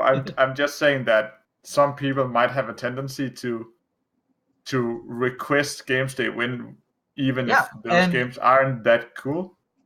Just to showcase, hey, well, like usually the people requesting are captains, and so it's kind of like either the group consensus that this game is cool, or it's like our team got 1 win. Can we see ourselves not just lose? Yeah, it's fine. It's fine as long as we keep. Yeah, that's true. Sir Omega requested their game and they lost. Sir Omega just loves that spotlight. That's nice. That's very wholeheartedly of you. Yeah, actually, it was a game that they like totally got robbed. True. So they wanted to show how badly they were robbed. Oh, Which, was the a good Dex game. it was memorable. Dex game. Yeah. Also, I'm up for the Proto Overdrive. Yeah. Yep. Proto Sensor. Razorback? I mean, come on. Okay. Yeah, I mean, actually, we didn't really show it, but we had a bit of trouble with a Vesper deck this week. Yeah. Yep. Yeah, Cock like got 2 wins with it or something, and kind of like threw us off. The Proto Sensor airdrop play. Yeah, Proto Sensor plus No Chaser. No Chaser, yeah, this is a pretty good opening. It's just pretty good. Is it though? Is it not? It is pretty good, but is it better than just walls? There's no payoff right now, but like imagine if they could just ramp into whatchamacallit, fucking overdrive this next turn. I guess they would have had to position the Snow Chaser differently, but still, Yeah, Proto Sensor Overdrive works a little bit better going second. Than walls? Or what are you saying? Yeah, then walls, because then you have the damage potential. I guess with walls, like sometimes people won't want to walk into them, so then you can't overdrive them. Oh, sure. Overdriving, that's true. That's kind of cool. If y'all want to watch, I don't think we have time for another game after this, but if y'all want to watch the Vesper games that we played, it was Xavier versus, I think Henry You should Cater. post a link to it then. Like it, I don't want all of those guys to add us. Whatever. They can, but Dalbaz has a game. Dalbaz, I guess, is the one where it loses, but yeah, sure.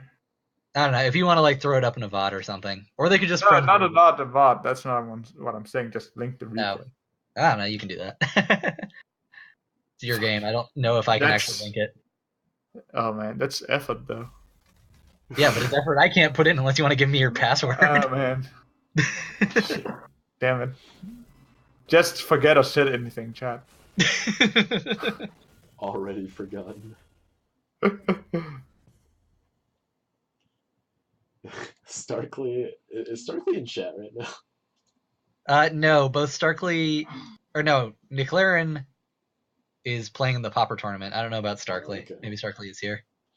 I just want to know if Aspect of the Drake is in the stack. Well, we'll be able to see when deck lists are posted. Yeah. So, kill 2 walls and throw down a Thunderhorn. I don't see another play.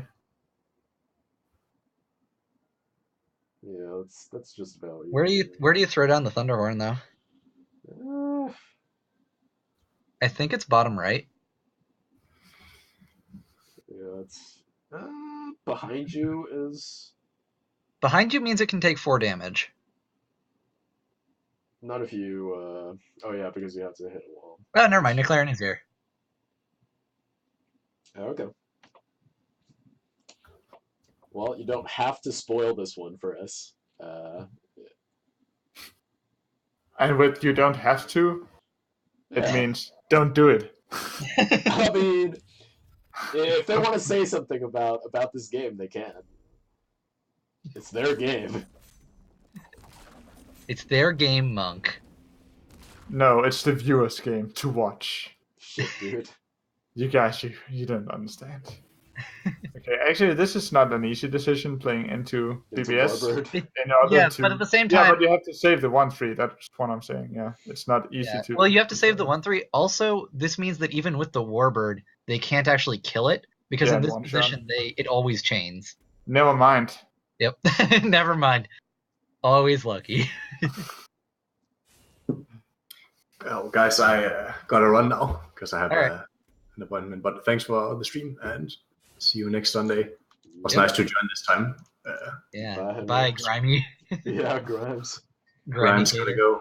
Grimes gotta go, boys. Grimes. See you around, boys. Yeah. So this is kind of awkward, though. Well, I guess the Snow Chaser makes it less awkward. Yeah. But given the fact that Starkly had to, wasn't able to develop a 4-drop and like make this play. Yeah. But now Starkly is going into. Although actually, I think they could have. Or no, Protosensor was there. But yeah, the Snow Chaser makes this a bit more, a little bit less. But now you get to Ice Break Ambush. It's gonna be so good. But now you can backstab a wall if you want to. But how good is that? I don't know. Also, how do you backstab a wall? You kill the wall below you, and you move the mouse dude that's true. below you, and just BBS him behind the wall. It's hard to see which way the walls are facing, but you can infer it from phase. Yeah, from the rest of the minions. Yeah, and in general. And then you can follow that up with. You can also just use your that card and fly it down, take the mana tile, and walk it up. Backstab the general instead, which is probably fine. And then you can throw down healing or something. I don't know. Or you can throw down your Oni. I guess first see what you get. Yeah, because if you pull like a... Nice! That's the real Ice Break Ambush. Yeah. No, don't replace. No. Come on. the quality of your hand isn't that good that you can just throw that away. Yeah. I guess you got Sendo. I mean, I guess you don't think that you're going to be playing much on their side. But the quality doesn't Wait, matter I don't anymore. like this. He should have blocked the 2/4 from the Snow Chaser Yeah. with this Asher Herald. So. Yeah, I agree. Throw away the Herald, not the. Oh, Well, I guess it would still be throwing away the other one. No, he could play that behind him, and then you need to buff the. Although, actually, Snow you Chaser can to throw away get the to it. Icebreak Ambush, because if they play an Icebreak Ambush this They turn, get another they one get another one. off the Oni. I Yeah, so guess. But imagine the double icebreak ambush. Well, Somehow completely on your deck. own side of the board. That seems less powerful. All right, so they're respecting Oni. Nice. The tree of life is Yo, here. the tree! Oh my god. This deck. So powerful. Yeah, so powerful. Just like the tree. TMA can never that's lose. Bamboozle. That is not It's Pandemonium. not Pandemonium. It's multi-panda. With multi-panda drifting action. Wow. I guess develop Thunderhorn. Yeah. Whatever. Bye. I guess you're just trying to develop a big tree.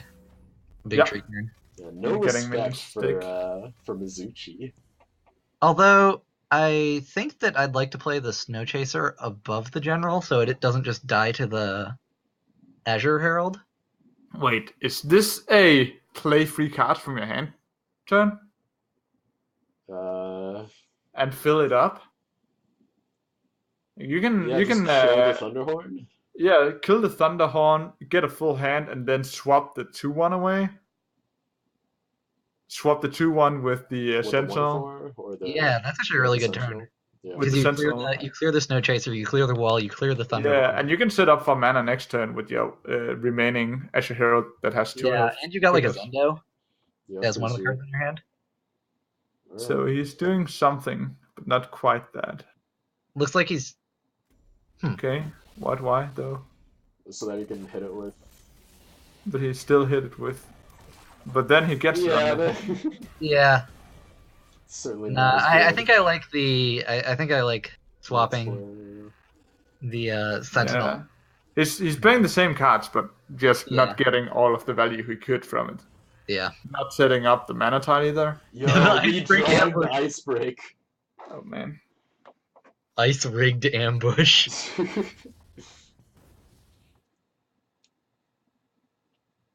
Well, we know that Starkly is not moving backwards for basically any reason. I don't think they're gonna care about. Play all of your things. So this is interesting because Wait. they do this. Oh, Well, no, no. it burns it. It burns it. You take one more damage, but whatever. Oh man. Yeah, Giving now him they the take thing. 4 damage. This is the true bamboozle. Yeah. I guess it's only 1 damage because it's a full hand, so it doesn't matter. Yeah. I actually like it doing that first because of the full hand, because then you can. There might be a chance that you don't take the damage. No, there isn't a chance that you don't. I take guess the he damage. tried everything already. He played a minion and he attacked. Yeah, he had already attacked. With Okay, so that's just a mistake. If he hadn't attacked with his general, I think that was correct. Yeah. But since he had attacked with his general last turn, we knew it wasn't Mizuchi. I think you have to play this aggressively. Yeah. Yeah. I guess he knew it wasn't Rikushi. Wait, why is it over there? Play it in the face. Let's go. Spelljammer in face. Why would you not jam the face? Well, I guess this is the part of the game where you start playing all these proto-sensors. Proto-Sensor Razorback is pretty good. I like that. How is that good? Well, because you can set, like, it's hard to kill the Proto-Sensor. And You set up Razorback a is 2. It's just So like a it's big block for 1 turn. invested 4 damage. Yeah. Yeah, invested. Put that in your 401k.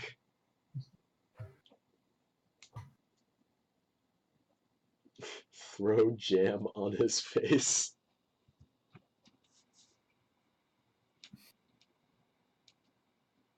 He's really whipping it. I guess. Whipping the cream.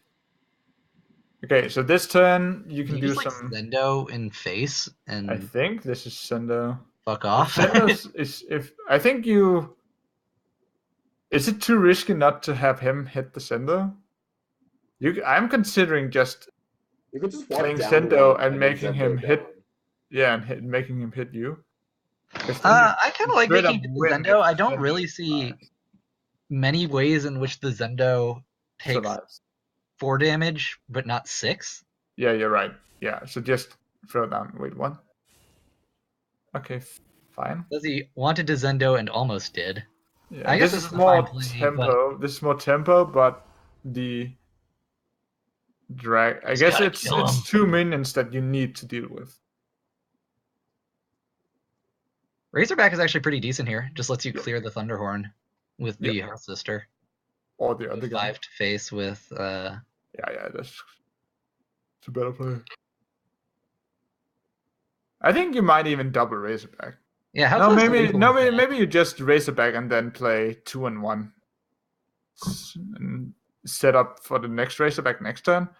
I actually really like Protosensor with the tree also.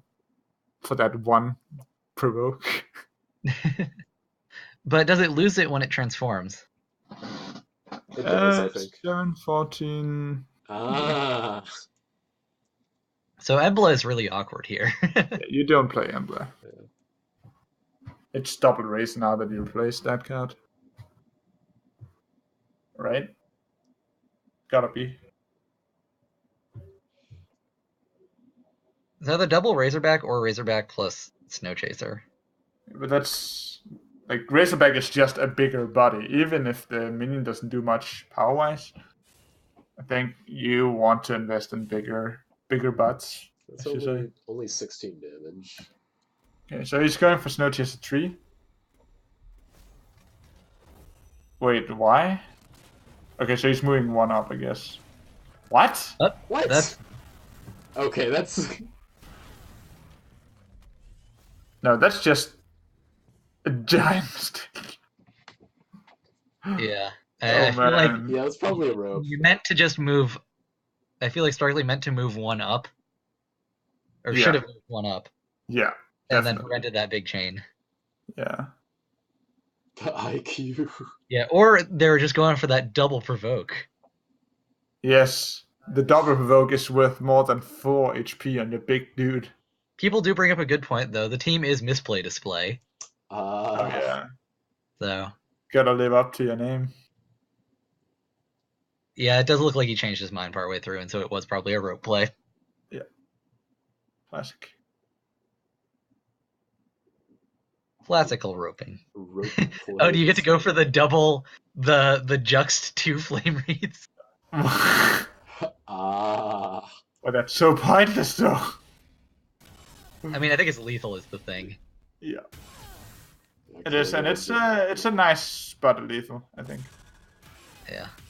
It's I didn't think about it, but it's mostly just because I wasn't thinking about anything he could do there. I was just thinking about the misplay from Starkly. Alright, so it's time for our final giveaway. This is the common key giveaway.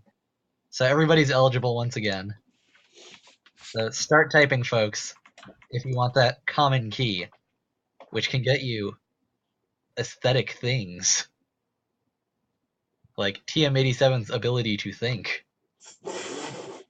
Yeah, the that's purely pure- aesthetic ability. Yeah, purely aesthetic.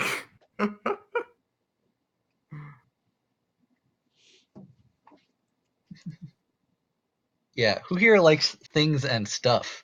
Ah, Monk Monk's is getting in there for the key. sneaky. Oh, man, people weren't spamming enough. I was hoping to get it in there silently. So, yeah, the classic chat is moving too fast, so nobody will notice. Yeah, we're nobody's slipping reading into the anything. giveaway. Stream was black. What? Then you need a stronger police force, dude. What the fuck? Monk, you're being a bit racy today. Yeah. What? I would never. My guy.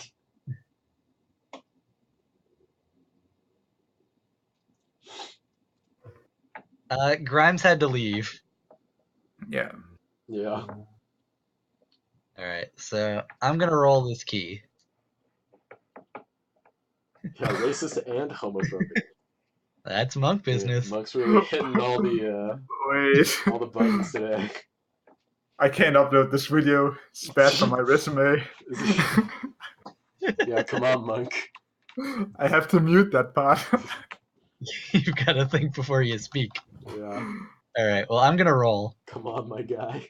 All right, your boy Josh, you won the key. Ah, Dad finally vindicated again. Well played.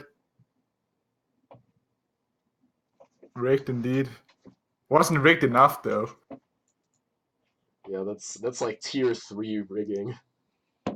We haven't even researched the level 2 yet. Family members aren't allowed to win giveaways. Well, in the theoretical This universe, is just nepotism at like a maximum level, right? but like if hackers' parents were to enter the giveaway, I feel like most people would agree that it's fine for hackers' parents to win the giveaway. No, that's nepotism. Dang.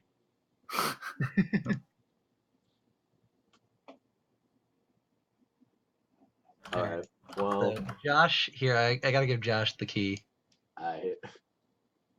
and then we can say our fond farewells. yeah. Hey guys, What up? Yeah, Monk?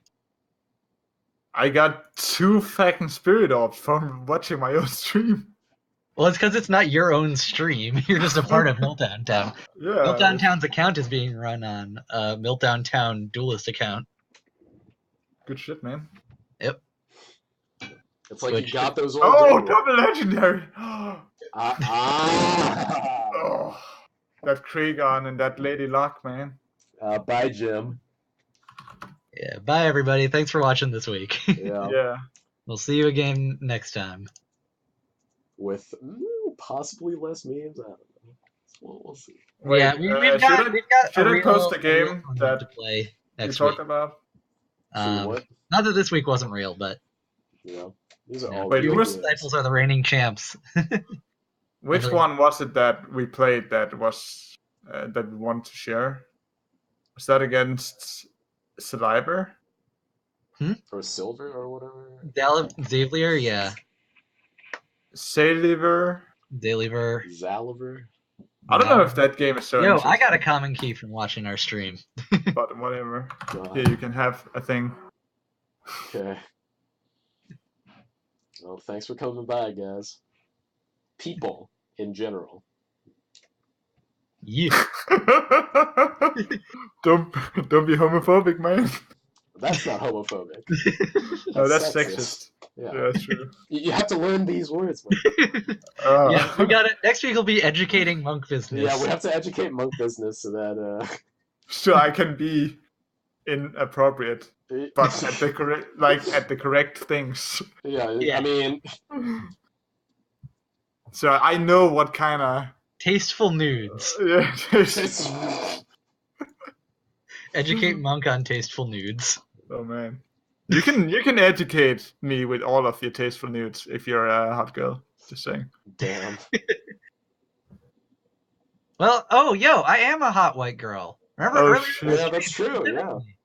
I was declared a hot white girl. I will send you. I so many- immediately retract what I was saying. All right, I'm gonna end the stream.